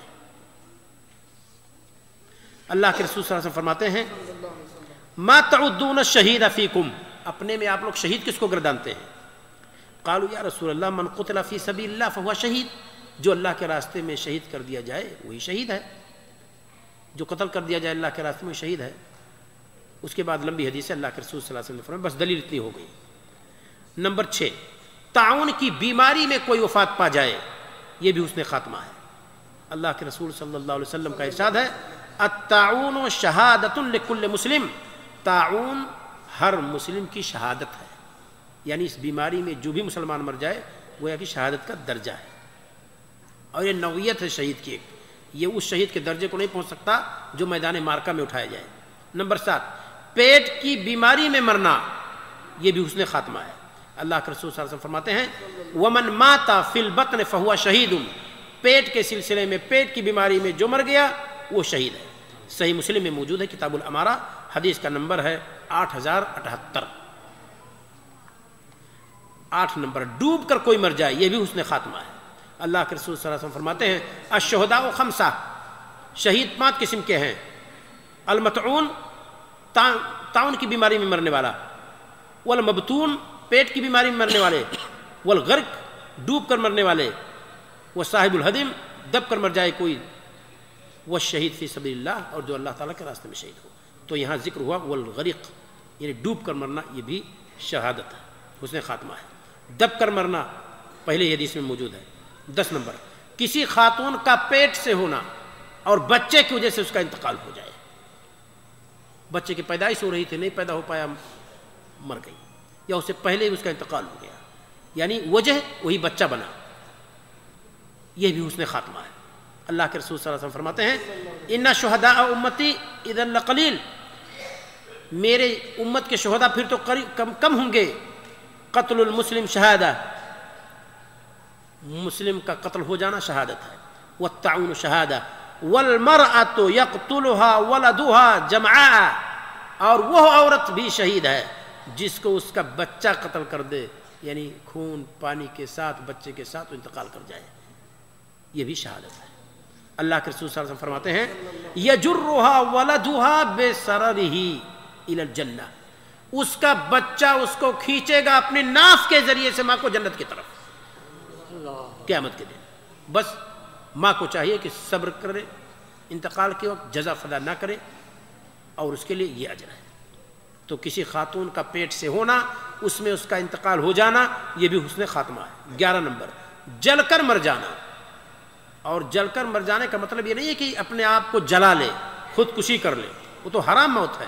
یعنی سویا ہوا تھا، کسی نے آگ لگا دیا، یا وہی کوئی طوفان کسی نے پیدا کی کہیں اس طرح سے کہ آدمی جل گیا، یا بے شعوری میں کوئی کام ایسا ہو گیا کہ جل گیا۔ اللہ کے رسول صلی اللہ علیہ وسلم فرماتے ہیں، حدیث لمبی ہے، اس کے اندر صرف ایک ٹکڑا میں پڑھتا ہوں، والحرق شہید، اور جلنے والا شہید ہے، یعنی جل کر مرنے والا شہید ہے۔ امام مالک رحمہ اللہ نے اپنی کتاب الموطا میں کتاب الجنائز میں ذکر کی ہے، اور حدیث کا نمبر ہے 802۔ سنن ابی داؤد میں بھی یہ موجود ہے، حدیث کا نمبر ہے 3113۔ علامہ البانی فرماتے ہیں کہ صحیح ہے۔ 12 نمبر، ذات الجنب، پہلو کی بیماری یا درد سے کوئی اگر مر جائے، یا ایک بیماری ہے، وہ بھی شہید ہوگا، یہ گزشتہ حدیث میں موجود ہے۔ 13 نمبر، الموت بیدائی شل ہو جائے، سونا ہو جائے، اٹیک جس کو کہتے ہیں، اٹیک ہو جائے، ذہن کا ہو، فالج ہو، اس کو بھی حسن خاتمہ کہتے ہیں۔ وصل شہادہ حدیث کی عبارت ہے، اور یہ حدیث بھی صحیح ہے۔ کوئی شخص اپنے مال کی دفاع میں مارا جائے، چور آ گیا، ڈاکو آ گئے گھر کے اندر، آدمی دروازے پر کھڑا ہو گیا، کہا نہیں ہٹیں گے، یہ ہماری گاڑی کمائی ہے، ہمارے بال بچوں کی روزی ہم نہیں لے جانے دیں گے، گولی چلا دیا اس پر، ڈاکو نے مار ڈالا۔ یہ حسن خاتمہ ہے اس مرنے والے کے لیے جو اپنے مال کے دفاع میں مارا گیا۔ دین کی طرف سے دفاع کرتے ہوئے کوئی مارا جائے، دین بچانے کی خاطر، کسی نے کلمہ لا الہ الا اللہ کو بلند کیا، یا اسلامی شعار رکھ کر کے کسی علاقے میں چلا جہاں لوگوں نے اس کو پکڑ کر کے ذبح کر دیا کہ یہ تو مسلمان ہے، اور وہ مجبور کیا لوگوں نے کہ ایسا کر دے ویسا کر دے، اپنے دین کو چھوڑ دے، کہا نہیں، ہم اپنے دین کو باقی رکھیں گے، ہم اپنے دین کو چھوڑنے والے نہیں، تو یہ بھی حسن خاتمہ ہے۔ اور دین کی طرف سے دفاع کرنے میں بھی کوئی اگر مارا جائے تو وہ بھی اس کے لیے شہادت ہے۔ نیک کام کرتے ہوئے کوئی مر جائے، یہ بھی حسن خاتمہ ہے۔ اللہ کے رسول صلی اللہ علیہ وسلم فرماتے ہیں، جو حدیث میں نے پڑھی ہے پہلے، من قال لا الہ الا اللہ دخل الجنہ ومن قال لا الہ الا اللہ ابتغاء وجہ اللہ ختم له بها دخل الجنہ، اور جس نے لا الہ الا اللہ کہا اسی پر اس کا خاتمہ ہو گیا، وہ جنت میں جائے گا۔ یہ گویا کہ نیک عمل کرتے ہوئے مر گیا۔ ایسے ہی صدقہ کرتے ہوئے غریب کو بلایا، ہاتھ میں اس کے رکھا، اتنے میں روح قبض ہو گئی، سجدہ کیا، حالت صلاۃ میں روح نکل گئی۔ بہت سارے واقعات آپ سنتے ہیں، ہم نے بتایا خود اپنی آنکھوں سے دیکھا ہے۔ حج کے ایام میں صلاۃ ادا کر رہے تھے، غالباً عصر کی صلاۃ تھی، صفا و مروہ کے بیچ میں ایک ضعیف آدمی مصر کا ہمارے بغل میں سجدہ کیا، نہیں اٹھا، لوگوں نے اشارہ کیا تو گر گیا، پتہ چلا کہ انتقال ہو گیا۔ تو نیک عمل کرتے ہوئے انسان مر جائے تو یہ بھی حسن خاتمہ ہے۔ الموت مرابطن فی سبیل اللہ، اللہ تعالیٰ کے راستے میں کہیں نگرانی کر رہا تھا، بارڈر پہ لگا ہوا تھا، کتاب و سنت کی طرف سے کی حفاظت کی خاطر، ماں اور بہنوں کی عزت کی حفاظت کی خاطر کہیں سے کسی نے گولی مار کر کے ہلاک کر دیا، یہ بھی حسن خاتمہ ہے۔ یہ ایک جز تھا، ختم ہو گیا۔ موت کو بکثرت یاد کرنا مشروع ہے، موت کو یاد کیجیے، اور اسلام نے ایسی چیزوں کی دعوت دی ہے جس سے انسان موت کو یاد کرے۔ اللہ کے رسول صلی اللہ علیہ وسلم فرماتے ہیں، اکثروا ذکر ہادم اللذات، لذتوں کو ختم کر دینے والی کو خوب یاد کرو۔ اور وہ کیا ہے؟ موت۔ جامع ترمذی کی روایت ہے، علامہ ناصر رحمہ اللہ حسن و صحیح قرار دیتے ہیں۔ ایسا کام کرو جس سے موت یاد آئے۔ آپ صلی اللہ علیہ وسلم نے فرمایا، انی کنت نہیتکم عن زیارت القبور فزوروها فإن فی زیارتها تذکرہ، میں نے آپ لوگوں کو قبروں کی زیارت سے روک دیا تھا، اب آپ لوگ قبر کی زیارت کو جا سکتے ہیں۔ کیوں؟ کیونکہ قبر کی زیارت یہ موت کی یاد دلاتی ہے یا باعث ذکر و نصیحت ہے۔ تو ایسا کام کرنا چاہیے جس سے موت یاد آئے۔ بعض حدیثوں میں ہے کہ انسان اگر جنازے کے پیچھے چلے تو اس سے بھی موت یاد آتی ہے، جس سے آدمی کو چاہیے کہ جنازے کی اتباع کرے۔ اور آئیں گے مسائل ہم ذکر کریں گے انشاءاللہ۔ حکمت کیا ہے؟ موت کو یاد دلاتی ہے، حدیث میں ہے فَإِنَّهَا تُذَكِّرُ الْأَمْوَاتَ، قبر کی زیارت موت کو یاد دلاتی ہے۔ اور مشرک کی قبر کی اگر زیارت ہو تو وہاں بھی آپ جا سکتے ہیں، لیکن مشرک کی قبر کی زیارت کے لیے جب جائیں گے تو آپ اس کے لیے دعا نہیں کریں گے، نہ اس کو جنت کی خوشخبری دیں گے۔ اللہ کے رسول صلی اللہ علیہ وسلم فرماتے ہیں ان کو دوزخ کی خوشخبری دینی ہے۔ لیکن رہی بات تذکرہ کی کہ موت، تو موت تو آپ مسلم کی قبر کے پاس بھی یاد کریں گے، قبرستان کے پاس، اور غیر مسلم کے قبرستان ہو تو وہاں بھی آپ موت کی یاد کریں گے. اس وجہ سے زیارت کسی کی بھی ہو آپ کر سکتے ہیں، کوئی مسئلہ نہیں ہے، لیکن وہاں دعا نہیں کریں گے، آداب بھی ہے. آخرت کو یاد دلاتی ہے، فَإِنَّهَا تُذَكِّرُ الْآخِرَةَ، مسند احمد بن حنبل کی روایت ہے. دل کو نرم کرتی ہے. آپ نے فرمایا اِنَّهَا تُرَقُّ الْقُلُوبَ، یعنی قبر کی زیارت دل کو نرم کرتی ہے. باقی بعض روایتوں میں ہے وہ تدمع العین، اور رلاتی ہے. اس سے بھی پتہ چلتا ہے کہ قبر کی زیارت کو جانا چاہیے. لیکن قبر کی زیارت جائیں بشرط یہ کہ بدعت و خرافات آپ وہاں نہ کریں. قبر والے کو وسیلہ بنا کر کے دعا نہ کریں، قبر والے سے دعا کرنے کو نہ کہیں، قبر والے سے کچھ مانگنے کے لیے نہ جائیں، وہاں قرآن پڑھنے کے لیے نہ جائیں، وہاں سجدہ کرنے کے لیے نہ جائیں، قبلہ سمت قبر کو کر کے دعا نہ کریں. ان تمام چیزوں کا اہتمام کر لے جائیں تب تو آپ قبر کی زیارت کے لیے جائیے، ورنہ اپنے گھر پر بیٹھے رہیے. اگر موت یاد ہو جائے تو ٹھیک ہے، ورنہ بدعت و خرافات سے آپ بچیے. جلب المنافع پر دفع المدار شریعت میں مقدم ہے. کیا مطلب؟ نقصان دہ چیز کو پہلے ہٹائیے، فائدہ پھر حاصل کیجیے. نقصان دہ چیز کو پہلے ہٹائیے، فائدہ پھر حاصل کیجیے. جیسے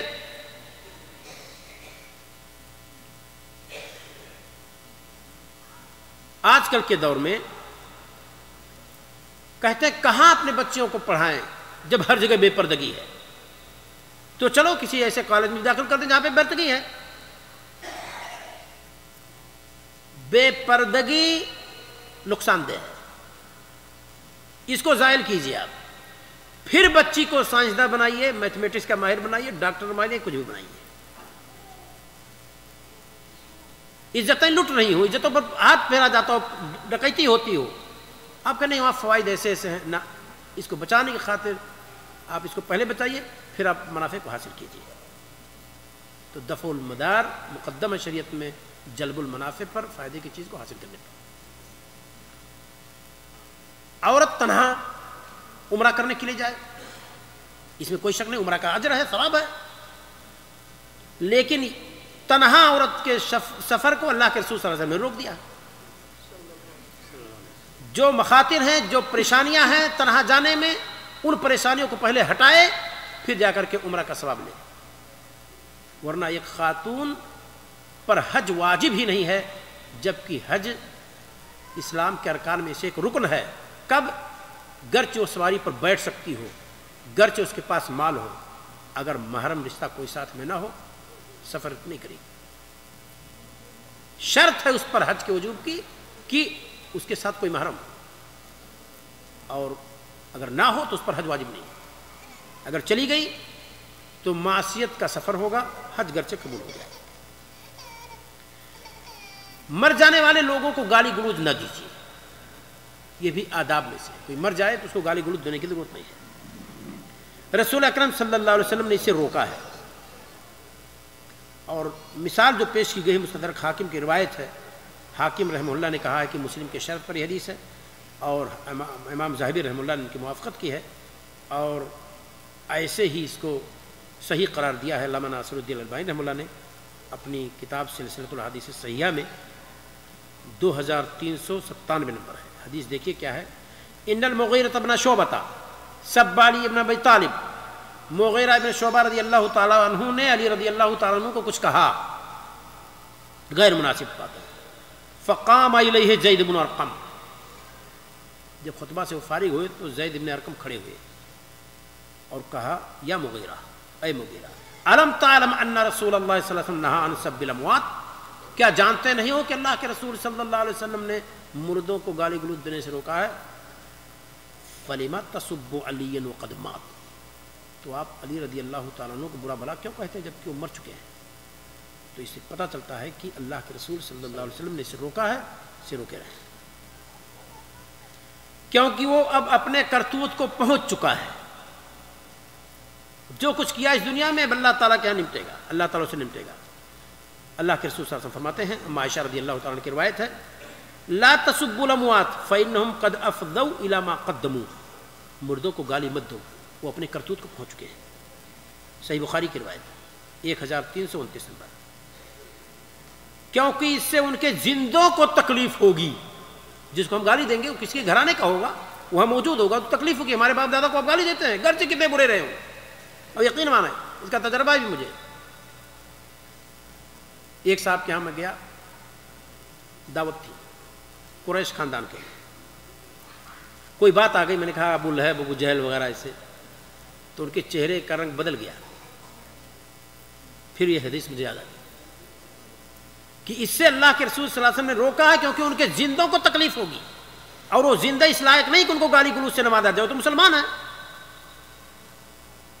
بھائی مسیلمہ کذاب کے قتل کرنے والوں میں سے اکرمہ بن ابی جہل تھے, ابو جہل کے بیٹے تھے. ان کے سامنے کوئی ابو جہل کو گالی دیتا تو بیٹے کو اچھا لگتا؟ یہ طبیعی چیز ہے. تو اسی وجہ سے ہمارے رسول صلی اللہ علیہ وسلم نے فرمایا کیونکہ اس سے جلدوں کو تکلیف ہوتی ہے. کیا فرمایا اللہ کے رسول صلی اللہ علیہ وسلم نے؟ لا تسبوا الاموات, مردوں کو گالی مت دو, فتؤذوا الاحیاء, کہ تم زندوں کو تکلیف دے بیٹھو. جب مردوں کو تکلیف دو گے تو ان کے خاندان کے جو لوگ زندے رہیں گے ان کو تکلیف ہوگی, لہذا ایسا نہ کیا جائے. اسے اللہ کے رسول صلی اللہ علیہ وسلم نے روک دیا ہے.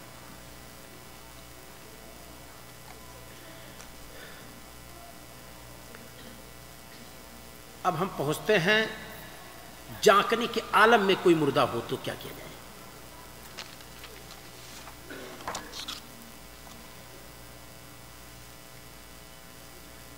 حالت مرد میں انسان پہنچ چکا ہے.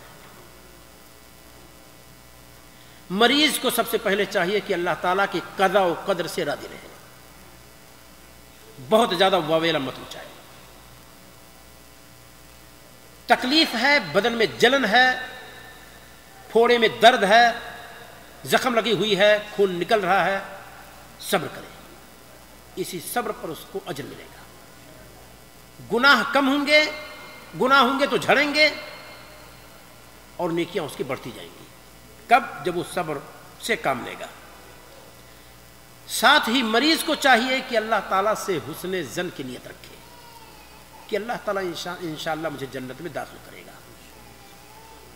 اللہ تعالیٰ نے ایک حدیث میں فرمایا, حدیث قدسی ہے, انا عند ظن عبدی, میں اپنے بندے کے گمان کے مقام پہ ہوتا ہوں. میرا بندہ جیسا اپنے بارے میں مجھ سے تعلق یعنی امید رکھے ویسے میں اس کے ساتھ کرتا ہوں. تو مریض کو چاہیے کہ اللہ تعالیٰ سے خیر کا گمان کرے کسی بھی طریقے سے. زندگی میں جو بھی ہوا, جتنی بھی غلطیاں کی, لیکن آخری میں اس مرض کے آداب یہ ہیں کہ اللہ تعالیٰ سے یہی توقع رکھے کہ مولا ہماری زندگی تو گناہوں سے پٹی پڑی ہے, لیکن تیری رحمت کا ایک جھونکا ہماری گناہوں پر بہت باری ہے. مولا تو نے اپنے پاس خود لکھ کر کے رکھا ہے, انا رحمتی سبقت غضبی, کہ میری رحمت میرے غضب پر سبقت لے گئی ہے, بھاری ہے. تو ہماری غلطیوں کو مولا نہ دیکھ, ایک گنہگار بندہ اپنا سمجھ کر کے مجھے بخش دے. اس طرح سے بندہ مرد میں اللہ تعالیٰ سے امید رکھے. اللہ کے رسول صلی اللہ علیہ وسلم فرماتے ہیں عجبا لامر المؤمن, تعجب ہے مومن کے معاملے میں, ان امرہ کلہ خیر, بے شک اس کا سب معاملہ خیر ہی کا ہوتا ہے. ولیس ذاک لأحد الا للمؤمن, اور یہ صرف مومن کو. ان اصابتہ سراء شکر فکان خیرا لہ, اگر اسے پریشانی لاحق ہوتی ہے, اگر اسے کوئی چیز خوش کن لاحق ہوتی ہے, خوش کرنے والی, تو اللہ کا شکریہ ادا کرتا ہے. فکان خیرا لہ, تو اس کے لیے اچھا ہوتا ہے. وہ ان اصابتہ ضراء, اگر نقصان دہ چیز لاحق ہوتی ہے صبر, تو اس پر صبر کرتا ہے. فکان خیرا لہ, تو اس کے لیے اس میں بھلائی ہوتی ہے. تو جب بیماری لاحق ہو کسی بھی قسم کی ہو تو بندے کو چاہیے کہ صبر کرے.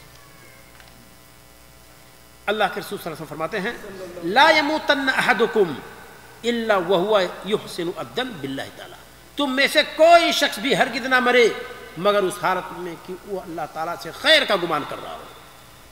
یہ اللہ کے رسول صلی اللہ علیہ وسلم فرماتے ہیں.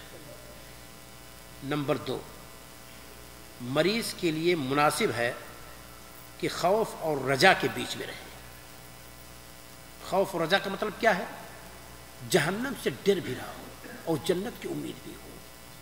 جیسے عمر رضی اللہ تعالیٰ عنہ نے کہا کہ اگر میں یہ سنوں کہ اللہ تعالیٰ سارے لوگوں کو جہنم میں داخل کرے گا صرف ایک انسان کے, تو مجھے امید ہے کہ میں ہی ایک انسان ہوں. اور اگر یہ سنو کہ اللہ تعالیٰ سارے لوگوں کو جنت میں داخل کرے گا سوائے ایک انسان کے, تو مجھے ڈر ہے کہ میں ہی وہ جہنمی نہ ہوں. تو مرد مومن خوف اور رجا, اللہ سے امید اور اللہ سے ڈر کے مابین. خوف کا مطلب یہ قطع نہیں کہ عمل کو ترک کر دیجئے, گھر کے کونے میں بیٹھ جائیے اور ڈریے کہ اللہ سے بہت ڈرتے ہیں. عمل کرتے رہیے اور پھر اللہ تعالیٰ سے ڈریے. اللہ کے رسول صلی اللہ علیہ وسلم فرماتے ہیں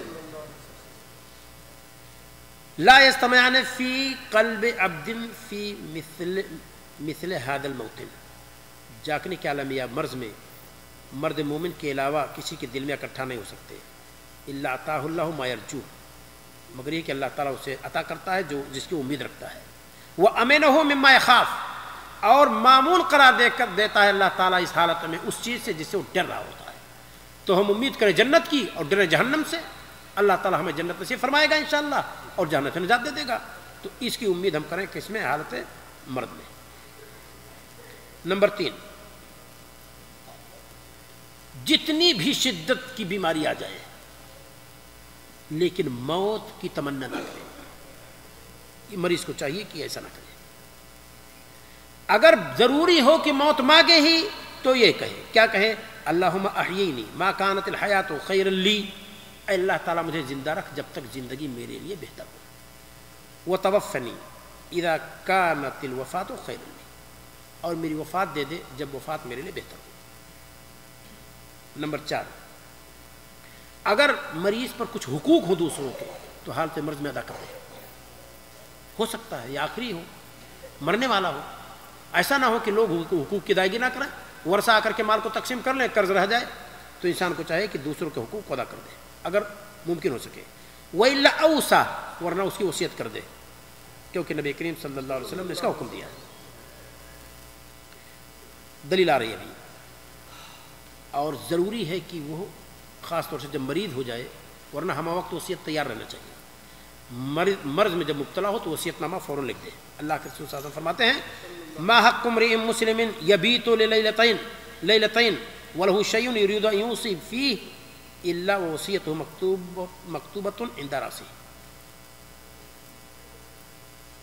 کسی بھی مرد مومن کے حق میں یہ ہے کہ وہ نہ رات گزارے دو, اور اس کے لیے کچھ امید ہے کسی چیز کو لکھنا چاہتا ہے, مگر یہ کہ اس کی وصیت کر دے اور اس کی وصیت لکھی ہوئی اس کے سر کے پاس موجود ہو. لہذا وصیت نامہ وہ تحریر کر دے, خاص طور سے مرد میں. اللہ کے رسول صلی اللہ علیہ وسلم دوسری حدیث میں فرماتے ہیں ما مرت علیہ لیلہ, ابن عمر رضی اللہ تعالیٰ کہتے ہیں ایک رات نہیں گزری جس وقت میں نے اللہ کے رسول صلی اللہ علیہ وسلم سے یہ سنا, قال ذاک الا وعندی وصیتی, مگر یہ کہ میری وصیت نامہ میرے پاس موجود ہے. ہم میں سے ہر شخص لکھ کر رکھ لے, یہاں سے پیسہ کسی کو قرض دیا ہے یا کسی کا باقی ہے, لکھ کر رکھ لیجیے. نہیں گھر والوں کو ورقہ بھیج سکتے ہیں, بتا دیجئے گھر والوں کو یہ میری وصیت نامہ ہے اور میں نے اپنے پاس لکھ رکھا ہے, آپ لوگ بھی اپنے پاس محفوظ رکھیے, اگر مر جاؤ تو اس طرح سے جاری کیا جائے. میرا مال ہے, اس کو ایسے ایسے تقسیم کیا جائے. وصیت انسان کر دے. اور واجب یہ ہے کہ ایسے اقربین قریبی لوگ جو وراثت کے مستحق نہ ہوں ان کو ضرور وصیت کر کے جائے ان کے حق میں. کیسے قریبی جو وصیت کے مستحق نہ ہوں؟ ایک انسان ہے جاگنے کے عالم میں ہے, بڑی پراپرٹی کا مالک ہے, دو بیٹے تھے, ایک بیٹے کا انتقال ہو گیا,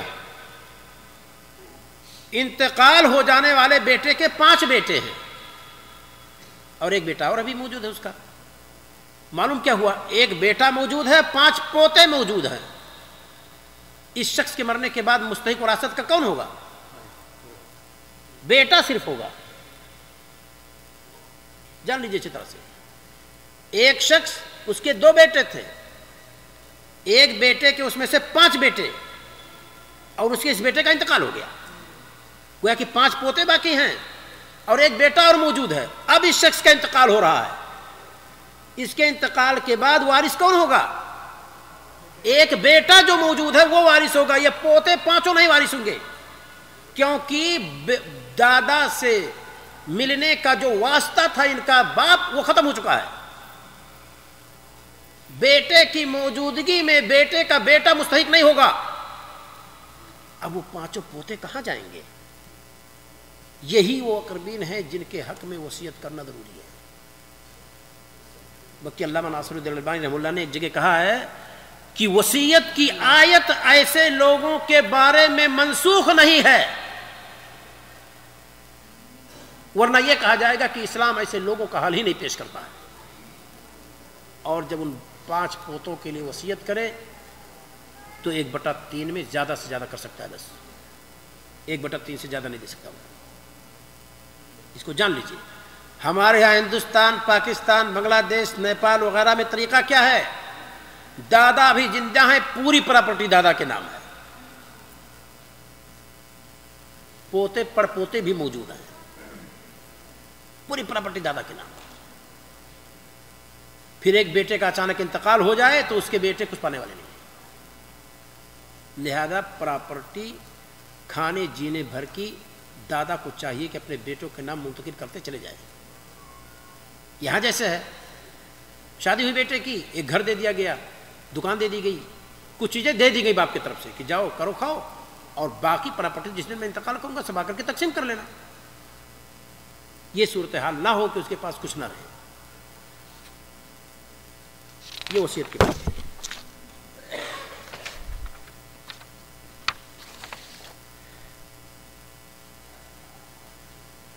بہت سارے مسائل ہیں۔ تلقین المحتضر، جس کو موت حاضر ہو جائے اس کو تلقین کرنا۔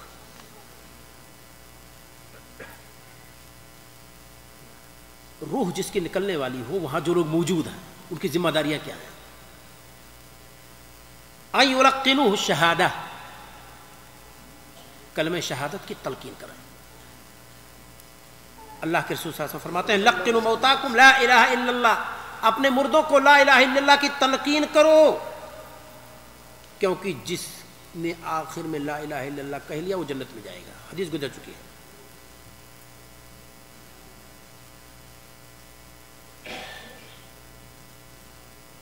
یہاں ایک ادب کا خیال رہے، جاگنے کے عالم میں بڑی تکلیف ہوتی ہے، اور جہاں بھی یہ کہا گیا ہے حدیث میں کہ مومن کی روح ایسے نکلتی ہے جیسے بھرے ہوئے مشکیزہ سے ایک پانی کا قطرہ ٹپک گیا ہے، یہ ہے کافر کے روح کے نکلنے کے مقابل میں بات کہی گئی ہے کہ اس کے مقابل میں کافر کو بہت زیادہ تکلیف ہوتی ہے، لیکن اس کے مقابل میں اگر مومن کو دیکھا جائے تو ایسے اس کی روح نکلتی ہے جیسے بھرا ہوا مشکیزہ ہو، پانی چھلک جائے قطرہ آرام سے۔ ورنہ امام انبیاء جناب عربی صلی اللہ علیہ وسلم کی روح جب نکل رہی تھی، اما عائشہ رضی اللہ تعالیٰ فرماتی ہیں چادر بھگو کر کے چہرے پر ڈالا جاتا تھا، سوکھ جاتی چادر، پیالے میں پانی، اس میں آپ ہاتھ ڈالتے چہرے پر ملتے،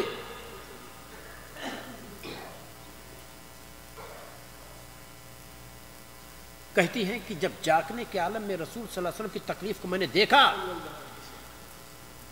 تو یہ میرا خیال ختم ہو گیا کہ جاگنے کے عالم میں برے لوگوں کو خالی تکلیف ہوتی ہے۔ کہتی ہیں اب تک میں یہی سمجھتی تھی کہ جاگنے کے عالم میں پریشان ہے، اس کا مطلب یہ ہے کہ بہت گنہگار تھا، لیکن جب رسول صلی اللہ علیہ وسلم کو میں نے دیکھا جاگنے کے عالم میں پریشان تو میں سمجھ گئی کہ نہیں، جاگنے کے عالم میں تکلیف ہوتی ہے سب کو۔ تو کہنا میں یہ چاہتا ہوں کہ جب جاگنے کے عالم میں اتنی تکلیف ہوتی ہے تو جبرن آپ اس کو نہ کہلوائیے، کہو اس کو، کہو، ہو سکتا ہے انکار کر جائے، نہ سمجھ سکے وہ، اس کے سرہانے بیٹھ کر کے خود پڑھیے بلند آواز سے لا الہ الا اللہ محمد رسول اللہ، جب آپ پڑھیں گے اس کو خیال گزرے گا، کلمے کو کہہ جائے گا، نہیں کہہ سکے گا عقیدتاً یہ سمجھے گا کہ ہاں اسی کلمے پر مجھے زندہ رہنا ہے اور اسی کلمے پر مجھے مرنا ہے، لہذا جبرن اسے کہلانے کی کوشش نہ کی جائے، اگر کوئی بول لے تو بہت بہتر ہے۔ اور جو لوگ موجود ہوں اگر کوئی بات وہاں کہیں تو بھلائی کی باتیں کریں۔ اللہ کے رسول صلی اللہ علیہ وسلم فرماتے ہیں اذا حضرتم المریض، جب مریض کے پاس حاضر ہو، او المیت، یا میت کے پاس، فإن الملائکۃ یؤمنون علی ما تقولون، تو فرشتے آمین کہتے ہیں جو کچھ آپ کہہ رہے ہوتے ہیں اس پر۔ مثال کے طور پر کہیں اللہ تعالیٰ جاگنے کے عالم میں ان کے مسائل کو آسان کر دے، فرشتے کہتے ہیں آمین۔ اے اللہ اس ہمارے مرنے والے قریبی کو مولا جنت دے، فرشتے کہتے ہیں آمین۔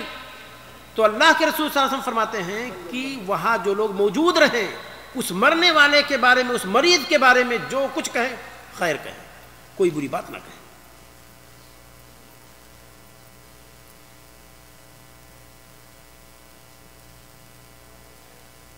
سورہ یاسین پڑھتے ہیں لوگ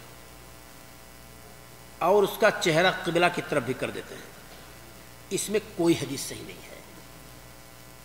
حدیث لقنوا موتاکم بیاسین درست نہیں ہے، اور کچھ لوگ کہتے ہیں کہ قبلہ کی طرف کر دو، قبلہ کی طرف بھی کرنے کی ضرورت نہیں ہے۔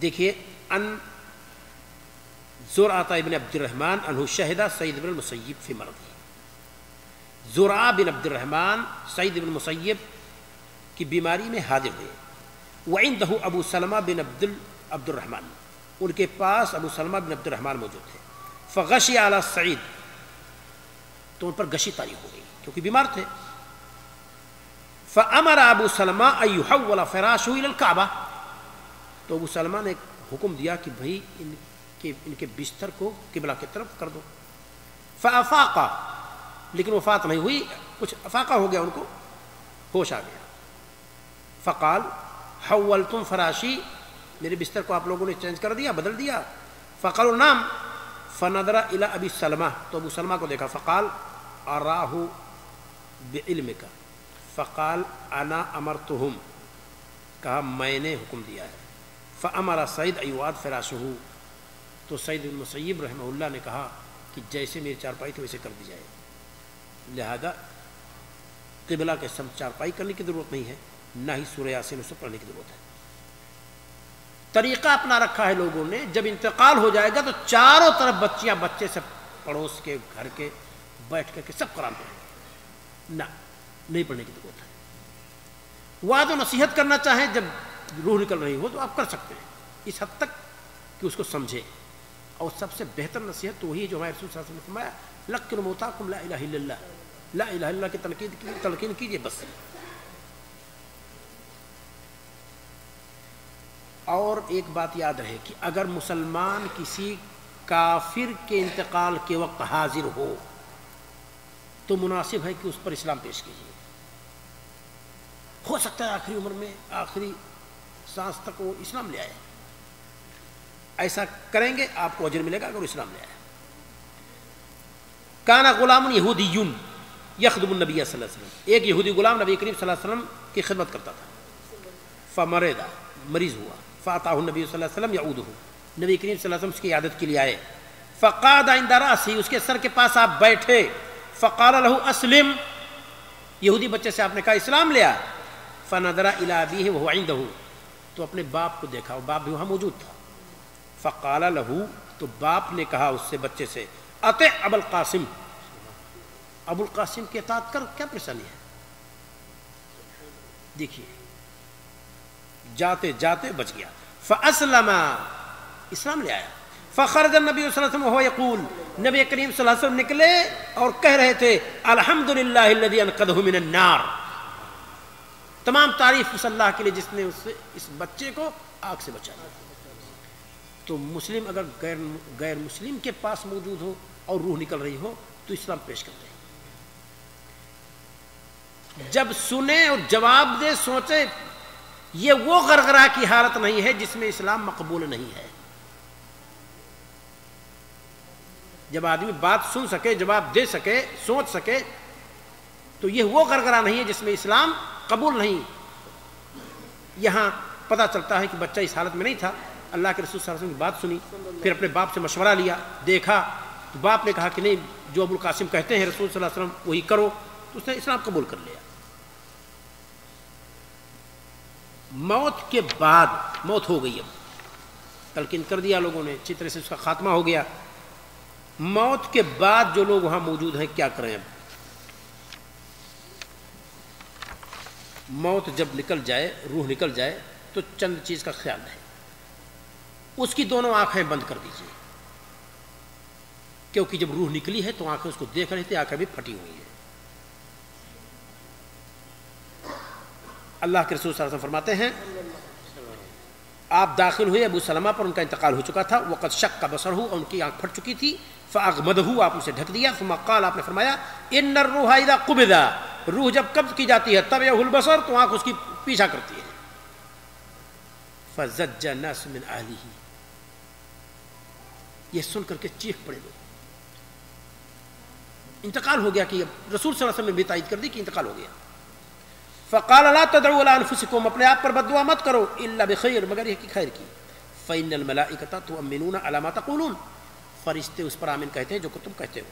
پھر آپ نے فرمایا اللہم اغفر لابی سلمہ، اے اللہ ابو سلمہ کی مغفرت فرما، ورفع درجتہ، اور اس کے درجے کو بلند کر دے فی المہدیین، ہدایت یافتہ لوگوں میں۔ یہ آپ نے دعا کی۔ اس کے بدن کو ڈھک دیں، آنکھ کو ڈھک دیں، بدن کو بھی ڈھک دیں۔ اللہ کے رسول صلی اللہ علیہ وسلم کے بارے میں ہے، عائشہ رضی اللہ تعالیٰ کی حدیث ہے، ان رسول اللہ صلی اللہ علیہ وسلم حین توفی سجی ببردۃ حبراء، ایک لکیر دار چادر سے آپ کے بدن کو ڈھک دیا گیا جب آپ کا انتقال ہوا۔ اور یہ کس کے لیے ہے؟ جو حالت احرام میں نہ انتقال کیا ہو۔ حالت احرام میں اگر کوئی انتقال کیا ہو تو اس کا چہرہ نہیں ڈھکا جائے گا، بدن کا اور حصہ آپ ڈھکنا چاہے تو ڈھک دیں، لیکن اس کا چہرہ آپ نہیں ڈھکیں گے۔ دلیل اس کی بھی موجود ہے۔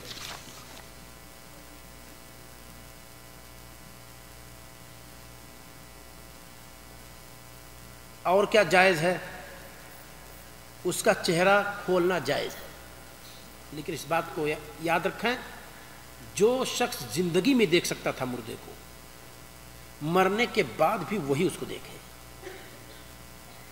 کیونکہ کوئی ایسا حکم نہیں ہے کہیں یا ایسی کوئی دلیل جس سے یہ پتہ چلے کہ اجنبیہ خاتون کا چہرہ کھولا جائے، سب لوگ چل کر کے دیکھیں، خوشبو لگائیں، نہ، یہ سب کرنے کی ضرورت نہیں ہے۔ وہی لوگ اس کو دیکھیں جو لوگ زندگی میں دیکھ سکتے تھے۔ اور رہی بات عبرت کے لیے دیکھنا، تو عبرت کے لیے چہرے کو دیکھنے کی ضرورت نہیں ہے ہوتی ہے۔ کسی بھی ناس کو کفن میں آپ کر دیجئے، وہ سراپا عبرت ہے، کفن میں کر کے چارپائی پر رکھ دیجئے، وہ خود عبرت ہے، اس کا ڈھانچہ، اس کی تصویر ہی عبرت ہے۔ اس سے زیادہ عبرت چہرہ دیکھنے سے نہیں ہوتی ہے، لہذا چہرے کو وہی دیکھے جو آدمی پہلے دیکھ سکتا تھا۔ یہاں دلیل موجود ہے، اللہ کے رسول صلی اللہ علیہ وسلم کا جب انتقال ہوا تو ابو بکر صدیق رضی اللہ تعالیٰ عنہ آئے، اقبل ابو بکر رضی اللہ عنہ علی فرسہ من مسکنہ بالسنہ، مقام سنہ میں اپنے گھر سے آئے ایک گھوڑے پر، حتی نزلہ، اترے، فدخل علی المسجد، مسجد داخل ہوئے، وہ عمر یکلم الناس، عمر رضی اللہ عنہ لوگوں سے بول رہے تھے، فلم یکلم الناس حتی دخل علی عائشہ رضی اللہ عنہا، لوگوں سے آپ نے کچھ گفتگو نہیں کی، ابو بکر صدیق رضی اللہ عنہ، اما عائشہ رضی اللہ عنہ کے کمرے میں داخل ہوئے، فتیمم النبی صلی اللہ علیہ وسلم، نبی کریم صلی اللہ علیہ وسلم کا قصد کیا، وہو مسجن ببردۃ حبرہ، آپ ایک مخطط لکیردار چادر سے ڈھکے ہوئے تھے، فکشف عن وجہہ، تو آپ کے چہرے کو کھولا انہوں نے، اس میں ڈھکے جانے کی بھی دلیل ہے اور چہرہ کھول کر دیکھنے کی بھی دلیل ہے۔ ثم اکب علیہ فقبلہ، پھر آپ پر ایسے جھکے اور بوسہ دیا آپ صلی اللہ علیہ وسلم کو، بین عینیہ، آپ کی پیشانی پہ، ثم بکا، پھر رو پڑے۔ اسے پتہ چلتا ہے کہ مردے کو دیکھ کر رونا بھی درست ہے، اور رونا اگر شرعی آداب کی حدود میں ہو، شرعی آداب کی پامالی نہ ہو تو درست، ورنہ سینہ کوبی ہو، بال نوچنا ہو، رخسار نوچنا ہو، زمانہ جاہلیت کی پکارنا ہو، واویلا مچانا ہو، ہائے فلاں ہائے فلاں، اس طرح سے رونے کی ضرورت نہیں ہے، بس آنکھیں اشکبار ہو، دل غمگین ہو، دل غمگین ہو، آنکھوں سے آنسو ٹپک رہا ہو، بس رو پڑے۔ فقال، فرمائے، یا بے ابی انت و امی، یا نبی اللہ لا یجمع اللہ علیہ کا موتتین، آپ پر میرے ماں باپ قربان ہوں، اللہ تعالیٰ دو موت آپ پر نہیں لائے گا. بس یہی موت تھی، آپ نے چکھ لیا.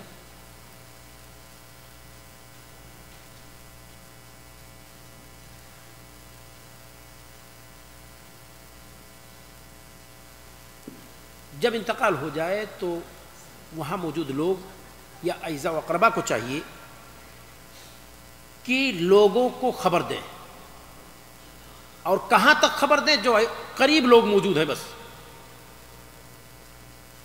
مسجد سے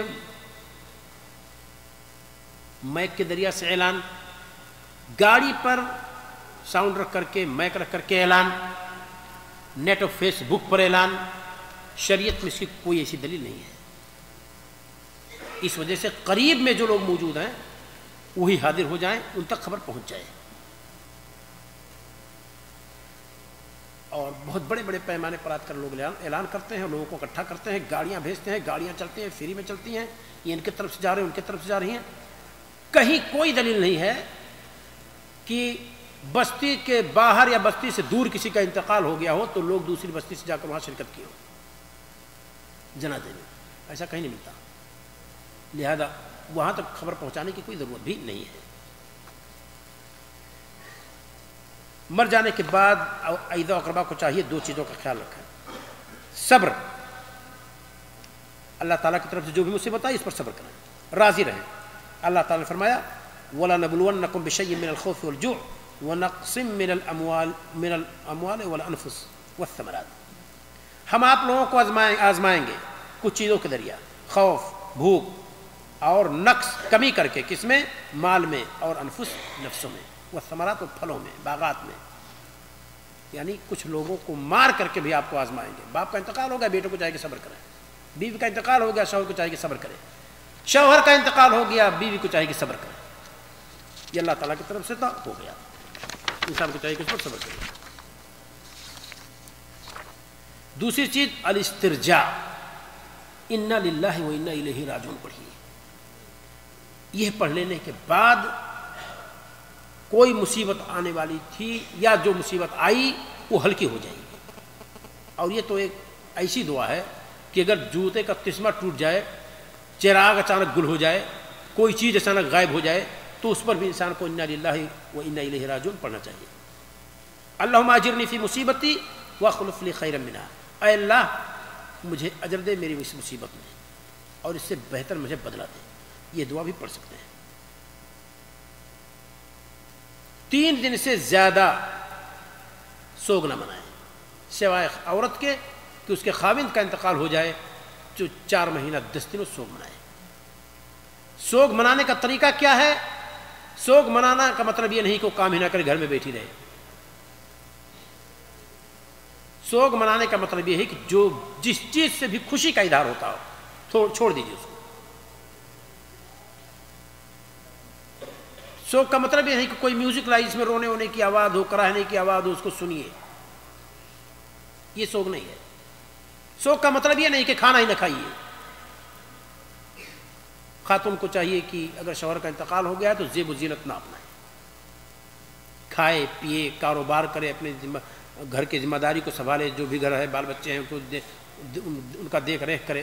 یہاں تک کہ خاتون کو اللہ کے رسول صلی اللہ علیہ وسلم نے فتویٰ دیا، جب انہوں نے سوال کیا کہ شوہر نامدار کا تو انتقال ہو گیا تو کیا میں باغ میں جا کر کے پھل توڑ سکتی ہوں، کھجور کے باغ کو دیکھ بھال کر سکتی ہوں؟ آپ نے فرمایا جاؤ کرو، کیونکہ کرو گی تو نیکی کرو گی، اور کرو گی کچھ غلہ ہوگا تو صدقات و خیرات کرو گی، خود تمہارے شوہر کا بھی فائدہ ہوگا، جو مر گیا ہے صدقہ جاریہ ہو جائے گا اس کے لیے. تو اللہ کے رسول صلی اللہ علیہ وسلم نے ان کو جانے کی اجازت دی، جس سے پتہ چلتا ہے کہ کام کاج کرنے کا مطلب یہ نہیں ہے کہ آپ سوگ میں نہیں ہیں. بس زیب و زینت نہ اپنائے عورت، جس سے کوئی جس کو پتہ چلے کسی کو کہ یہ پیغام شادی کا دینا چاہتی ہے یا پیغام دینے والوں کو بلانا چاہتی ہے. یہ سب چیزیں نہ ہوں.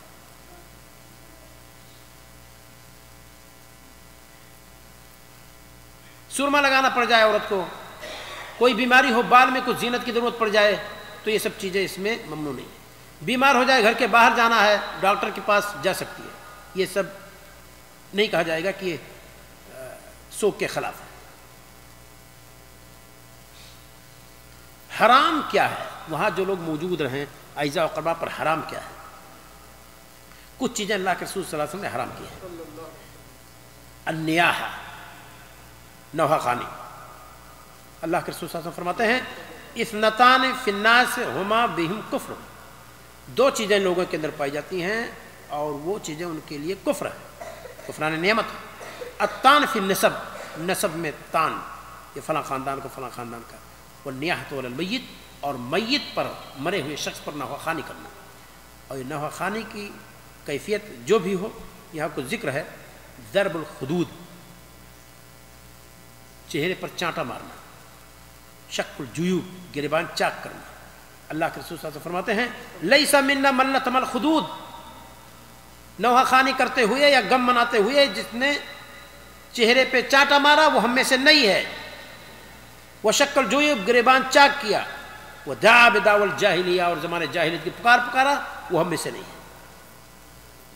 نمبر 3، بال چھیلنا، تراش لینا غم کی وجہ سے یا کسی کے مر جانے پر. ہمارے ہم مورن کرتے ہیں نن مسلم لوگ اور جاتے ہیں نہانے کے لیے اجودھیا میں، تو یہ سب ہمارے ہاں تو غیر مسلموں کا رسم رواج ہے، اور ہمارے رسول صلی اللہ علیہ وسلم نے اسے روک دیا ہے کہ بال وال کو چھیلنے کی ضرورت نہیں ہے.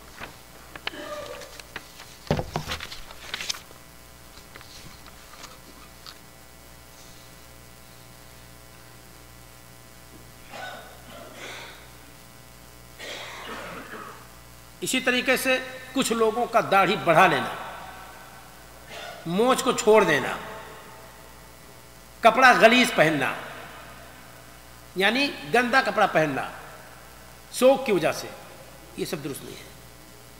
یہ تو عجیب سی بات ہے کہ لوگ خوشی میں داڑھی نہیں رکھتے، غم میں داڑھی رکھتے ہیں، بتائیے. اور یہ بدعت ہے. اللہ کے رسول صلی اللہ علیہ وسلم فرماتے ہیں کل بدعت ضلالہ، ہر بدعت گمراہی ہے. وہ کل ضلالۃ فی النار، اور ہر گمراہی جہنم کی طرف لے جانے والی ہے. جبکہ کچھ لوگ سر کے چھلنے کو زینت کہتے ہیں.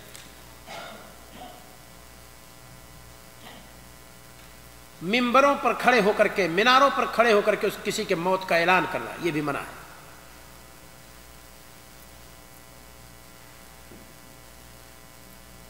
جائز کیا ہے، کہاں تک اعلان جائز ہے؟ اس قدر جائز ہے جب اس میں زمانے جاہلیت کی پکار نہ ہو، یا اتنے لوگوں کو خبر دینا درست ہے جتنے لوگ آ کر کے تکفین کر سکیں، جتنے لوگ آ کر کے اس کو نہلا دھلا سکیں. پکارنے والے کے لیے، اعلان کرنے والے کے لیے بھی درست ہے کہ لوگوں کو جب بتلائے تو یہ بھی کہے کہ بھائی میت کے لیے مغفرت کی دعا کرو. اللہ کے رسول صلی اللہ علیہ وسلم نے فرمایا نجاشی کے بارے میں استغفروا لاخیکم، اپنے بھائی کے لیے مغفرت کی دعا کرو. مرے ہوئے شخص کے لیے درست ہے، زندہ شخص کے لیے درست نہیں ہے. یہ ہمیشہ جو ہم لوگ کہتے ہیں دعا کیجئے دعا کیجئے، شیخ الاسلام ابن تیمیہ رحمہ اللہ کہتے ہیں کہ یہ عزیمت کے خلاف ہے. آپ بذات خود اس حد تک پہنچیے کہ اللہ ہماری دعا کو سنے، خود اپنے لیے دعا کیجیے. اور یہاں مردے کے لیے دعا ثابت ہے. اللہ کے رسول صلی اللہ علیہ وسلم نے فرمایا استغفروا لاخیکم، اپنے بھائی کے لیے مغفرت دعا کرو. اور لوگوں کا یہ کہنا الفاتحہ علی روح فلاں، فلاں کے روح کے نام پہ فاتحہ، یہ سب اعلان نہیں ہونا چاہیے، یا مجلسیں اس کی نہیں ہونی چاہیے، قرأت القرآن کے لیے مدرسے نہیں ہونی چاہیے. کسی کا انتقال اگر کسوف کے وقت ہو جائے، چاند گرہن ہے یا سورج گرہن ہے، حسن خاتمہ کی کچھ ہم نے علامتیں ذکر کی ہیں. چاند گرہن ہو، سورج گرہن ہو، اگر کسی کا انتقال ہو جائے تو اسے حسن خاتمہ کہا جائے گا؟ نہ، کیونکہ چاند گرہن یا سورج گرہن یہ کسی کے مرنے ورنے سے نہیں ہوتا.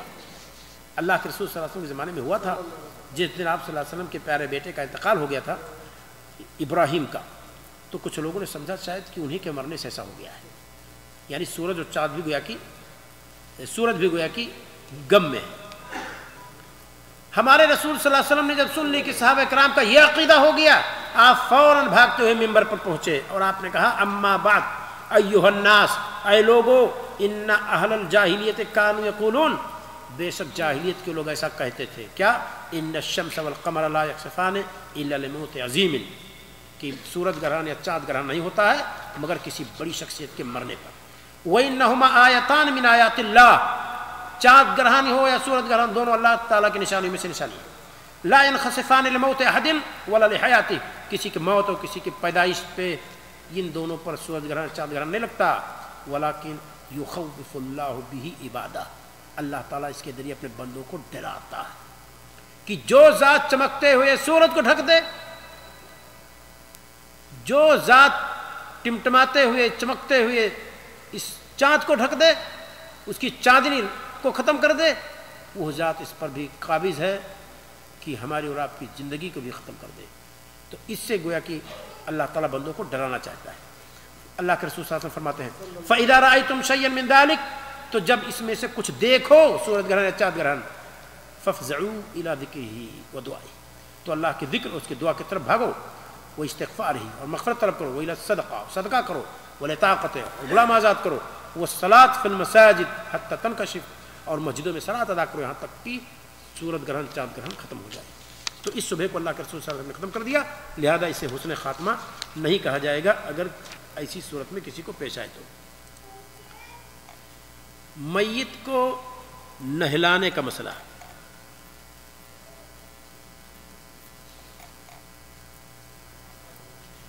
کتنا ٹائم باقی بھی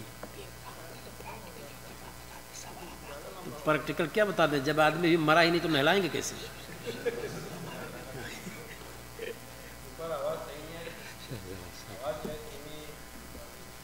پہلے انسان مرے گا تب نہلائیں گے نا کہ ویسے نہلا دیں اس کو شروع میں میں نے بتلا دیا تھا کہ موضوع بہت وسیع ہے یا نہ مرنے دیں آئندہ ہفتہ میں ماریں کسی کو کیا خیال ہے بہت زیادہ باقی ہے ابھی اب جیسا آپ لوگ کہیں نہلانے میں پریکٹیکل طور کا بھی آپ لوگ انتظام کیے ہیں ٹائم زیادہ لے گا سوالات جو آئے ہیں ان کو حل کر دیتے ہیں اور کسی بھی چیز کو سکون و اطمینان سے لینا زیادہ بہتر ہے کہتے ہیں اخی لن تنال العلم الا بستۃ سأنبئك عن تفصیلها ببیان ذکاء وحرص واجتهاد وبلغۃ وارشاد واستاذ وطول زمانی علم حاصل کرنے کے لیے جن 6 چیزوں کی ضرورت ہے اس میں ہے طول زمانی لمبا وقت بھی درکار ہے ایک رات میں کوئی مفتی ہو جائے گا اب ایک رات میں ساری چیزیں پڑھ ڈالنا ہے لیکن اگر آپ لوگ بیٹھے ہوئے ہیں اور جمے رہیں تو ہم شروع کرتے ہیں جیسا آپ کہیں نہیں ایسا نہ کہیں جانے والے جائیں بہت سارے مسائل لوگوں کے ہاں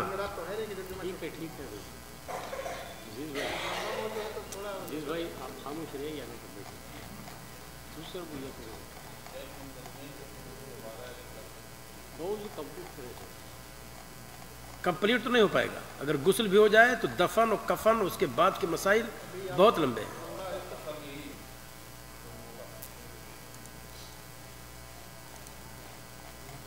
رہنے دیتے ہیں آپ لوگ بھی جس تیاری کے ساتھ آئے ہیں اللہ تعالیٰ توفیق دے اسی تیاری کے ساتھ آئندہ بھی آئیں کیونکہ بہت سارے لوگوں کے ساتھ مسائل ہیں کام ہے اور بہت زیادہ لمبا کرنا میں مناسب نہیں سمجھتا ٹائم بھی زیادہ ہو گیا ہے سوالات کیا ہیں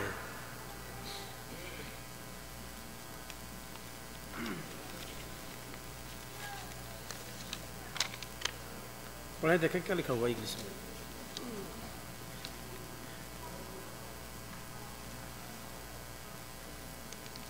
کسی خاتون کا سوال آیا ہے میں بچوں کو قرآن پڑھاتی ہوں اور اس پر فیس نہیں لیتی ہوں کیا مجھے آخرت میں اجر ملے گا اس میں تو کوئی شک ہی نہیں ہے کہ آخرت میں اجر نہ ملے اللہ تعالیٰ ایسی ہماری ماں اور بہنوں کو اور پیدا کر دے جو بغیر اجرت کے قرآن پڑھائیں ایک حدیث میں اللہ کے رسول صلی اللہ علیہ وسلم نے فرمایا کہ اگر کسی نے قرآن پڑھا کر کے ایک تیر و کمان لے لیا قوس تو گویا کہ وہ آگ کا لے لیا ہے ویسے صحیح مسئلہ یہی ہے کہ اگر کسی نے اپنی زندگی پڑھانے لکھانے پر لگا دی ہے اور پورا وقت اپنا اسی میں دیتا ہے تو علماء نے جائز قرار دیا ہے کہ وہ لے سکتا ہے. لیکن اگر مسائل دوسرے اعتبار سے حل ہو جاتے ہیں، رزق کا دوسرا راستہ کھلا ہوا ہے، تو آدمی مفت میں کرے سب سے بہتر ہے. اور ہماری بہن نے جو سوال کیا ہے اور وہ ایسی ہیں کہ وہ بغیر فیس کے پڑھاتے ہیں قرآن. خیرکم من تعلم القرآن وعلمہ، تم میں کا سب سے بہتر وہ ہے جو قرآن کو پڑھے اور پڑھائے، سیکھ اور سکھلائے.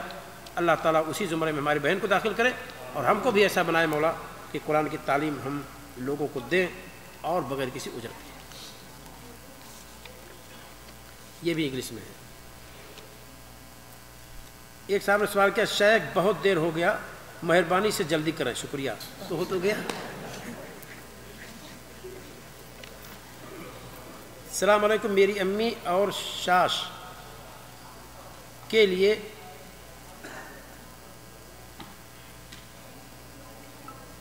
بہشت کی دعا کریں. ہم دعا کرتے ہیں کہ سوال کرنے والی کی امی اور ان کی ساس کو اور ہم سب کی امی اور ساس کو اللہ تعالیٰ جنت نصیب فرمائے. اب لڑائی جھگڑا کوئی ہو تو اللہ تعالیٰ صبر و ضبط کے ساتھ کام کرنے کی توفیق عطا فرمائے مولا سب کو. اللہ کے رسول صلی اللہ علیہ وسلم پردہ فرما گئے، یہ کہاں تک صحیح ہے؟ بالکل نہیں صحیح ہے. یہ اللہ کے رسول صلی اللہ علیہ وسلم پردہ نہیں فرمایا. آپ صلی اللہ علیہ وسلم کا انتقال ہو گیا ہے، آپ صلی اللہ علیہ وسلم کی وفات ہو گئی ہے. اور اس معنی کر کے ہر وہ شخص جو انتقال کر جائے، وفات کر جائے، وہ پردہ کر گیا ہے. اور اس معنی کر کے کہ آپ کی وفات نہیں ہوئی، آپ پردہ کر گئے ہیں، یہ کہنا غلط ہے. جب خود اللہ تعالیٰ نے فرمایا کہ انکا میتون و انہم میتون، آپ مرنے والے ہیں، پردہ کرنے والا نہیں کہا اللہ تعالیٰ نے. ورنہ اللہ تعالیٰ پردہ کا لفظ لا سکتا تھا، وہاں کہہ سکتا تھا ایسا. تو ہم یہی کہیں کہ اللہ کے رسول صلی اللہ علیہ وسلم کی وفات ہو گئی ہے. ہاں، یہ کہنا کہ آپ سڑ گل گئے غلط ہے.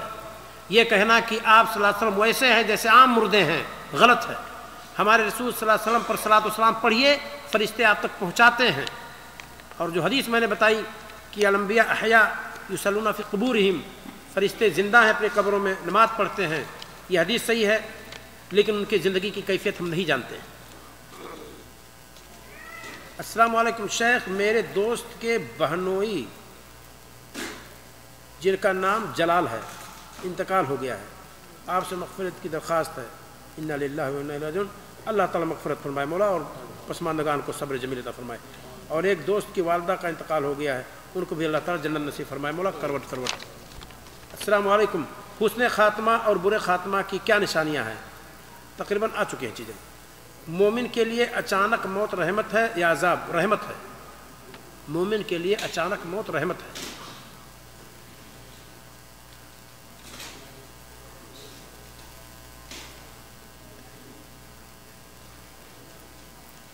ایک سوال میں نہیں پڑھ پا رہا ہوں. کیا مسلمان اپنے باڈی پوسٹ کو ڈونیٹ کر سکتے ہیں؟ کیا مطلب؟ ہاں بالکل دے سکتے ہیں. یہ میں نے ذکر بھی کیا ہے. اگر آپ کے کسی عضو کی کسی کو ضرورت ہے تو آپ دے سکتے ہیں، اس میں کوئی شک نہیں. آپ کہہ سکتے ہیں، وصیت کر سکتے ہیں کہ میرے انتقال کے بعد میرا عضو دے دیا جائے، لیکن صرف خصوصیتیں نہیں چینج کیا جائے گا مرد کا.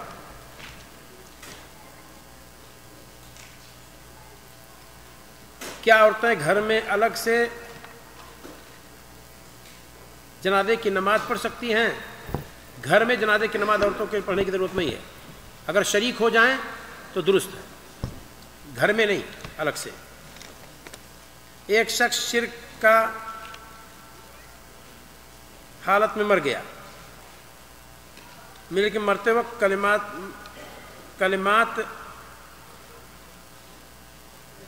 کلمات کامیاب ہوا تو کیا اس کلمات پڑھنا فائدہ دے گا؟ ہاں، اگر شرک کیا ہے اور آخری لمحہ میں کلمات اس کے زبان پہ جاری ہو گئے تو اس کو حسن خاتمہ کہیں گے، کہ گویا کہ اللہ تعالیٰ نے اس کی لفظوں کو بخش دیا اور اس نے ایسی توبہ کی شرک سے کہ اللہ تعالیٰ نے اسے بھی بخش دیا ہے. بیمار آدمی کے لیے دعا کرنا جائز ہے یا نہیں؟ خود دعا کرتے رہیے، چاہے جائے کہ بیمار آدمی طلب کرے، خود اس کے لیے دعا کرتے رہیے۔ انڈیا میں عورتوں کے لیے جنازے کی نماز کا انتظام نہیں ہوتا، تو کیا عورتیں میت کو مسجد میں جانے سے پہلے گھر میں ہی میت کے سامنے کھڑی رکھ کر کے جنازہ پڑھ لیں؟ نہیں ضرورت ہے۔ کیا میت کے گھر میں جو تعزیت کے لیے آئے ہوئے لوگ کو جنازہ کی نماز پڑھنے کی درخواست کرنا جائز ہے؟ نہ پڑھیں تو جا کر کے پڑھ لیں۔ ابھی انتقال ہوا ہے، جو مہمان آئے ہیں نہیں ابھی جنازہ ادا کیے ہیں، تو چاہے جائے کہ ہم کہیں، ان کو خود چاہیے کہ جا کر صلاۃ جنازہ پڑھ لیں۔ اور قبرستان، اگر وہ قبر جس پر صلاۃ جنازہ ادا کرنی ہے اگر قبرستان کے بیچ میں ہو تو صلاۃ جنازہ نہ پڑھیں، اگر الگ ہو یعنی وہاں اس قبر پر نہ پڑھیں، اور اگر الگ ہو تو اس پر صلاۃ جنازہ آپ پڑھ سکتے ہیں۔ دعا کرنا ہو قبر پہ جا کر کے تو قبلہ کی طرف قبر کو نہ کریں، قبلہ کو اپنے دائیں یا بائیں کر لیجئے، یا قبلہ کو پیچھے کر لیجئے اور قبلہ سمت چہرہ کر کے آپ دعا کیجئے۔ مہربانی کر کے شیخ صاحب جواب وراثت کے بارے میں ذکر کے پوتوں کے بارے میں دلیل سے بتائیے۔ بتایا میں نے کہ ابن الابن کی موجودگی میں ابن الابن نہیں پائے گا۔ ابن یعنی بیٹا، اور بیٹا موجود ہو تو ابن العجب محجوب ہو جائے گا۔ یہ وراثت کا مسئلہ ہے، محجوب۔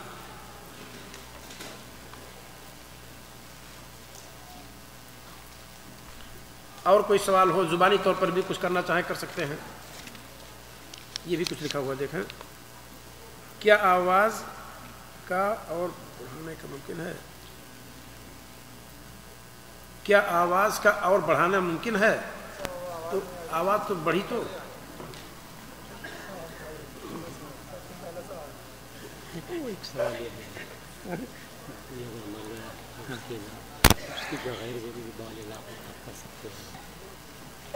آپ ایک سوال کر رہے ہیں بشیر بھائی، جس سوال کا جواب میں دیتا پروگرام میں آتا ہی، جو شخص انتقال کر گیا ہے، نہلاتے وقت بال بڑھا ہوا ہے، زیر ناف ہو یا بغل کا ہو یا مونچھ ہو یا ناخون ہو، تو اس کو کاٹا جا سکتا ہے کہ نہیں؟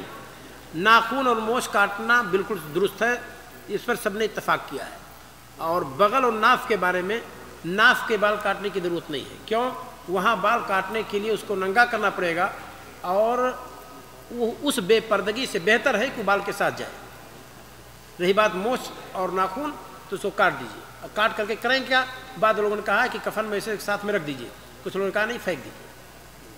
تو کاٹ سکتے ہیں، کوئی حق نہیں ہے، لیکن ناف کے بال کو نہ کاٹیں، کیونکہ اس کے لیے اس کو بے پرد کرنا پڑے گا۔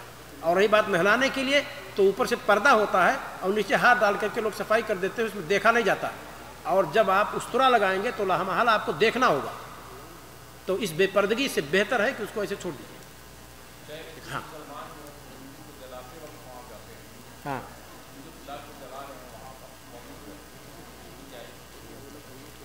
آپ کہہ رہے ہیں کہ ہندو کی لاش جہاں جلاتے ہیں شمشان گھاٹ، وہاں مسلمان جائیں؟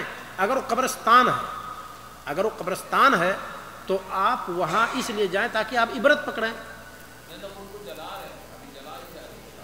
اگر وہ قبرستان میں جلا رہے یا کچھ بھی، اس لیے جائیں آپ کہ ہم شرکت کریں ان کے جنازے میں، تو غیر درست ہے۔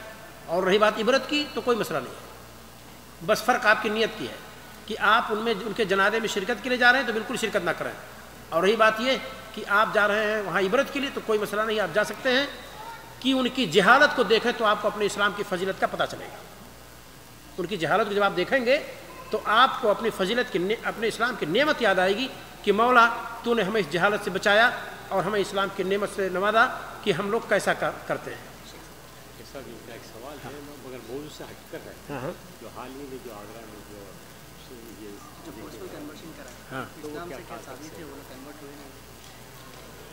یعنی مسلمان ہوئے کہ نہیں وہ؟ مسلمان ہے وہ زبردستی۔ سوال یہ ہے کہ آگرہ میں جو ہندو پریورتن ہوا ہے، تو ایسے کسی مسلمان کے ساتھ ہو دھوکہ دھڑی سے، تو کیا وہ نن مسلم ہو جائے گا؟ دھوکہ دھڑی سے کوئی نن مسلم نہیں ہوتا۔ اپنے ارادے، اپنی چاہت و بغیر جبر و اکراہ کے، من اکرہ وقلبہ مطمئن بالایمان، اگر کسی کو جبر کیا گیا اور کفریہ کلمہ کہلوا لیا گیا اور اس کا دل مطمئن ہے تو گرچہ کفریہ کلمہ اپنے زبان سے کہا لیکن اس کا وہ مومن ہی رہے گا. لہذا دھوکہ دے کر کیسے کسی کے ساتھ کسی کو کافر بنا لیا جائے، کسی مسلمان کو یا کچھ کہلوا لیا جائے، اس سے وہ کافر نہیں ہوتا، بالکل نہیں ہوتا. لیکن مسلمانوں کو چاہیے اس واقعہ سے کہ اپنے اسلام کو سیکھیں اور پڑھیں کہ اسلام کیا ہے، اور جو کچھ ان کے ساتھ ہوا وہ یہ نہیں سمجھ سکے کہ ہمیں ہندو بنایا جا رہا ہے. یہ اپنے اسلام کو نہ جاننا بھی اس سے پتہ چلتا ہے. اس سے معلوم ہوتا ہے کہ ہمیں اور آپ کو اپنا اسلام پڑھنا چاہیے زیادہ. بھیا بارک اللہ فیکم. السلام اللہ. السلام السلام السلام السلام علیکم. السلام اللہ. السلام السلام السلام.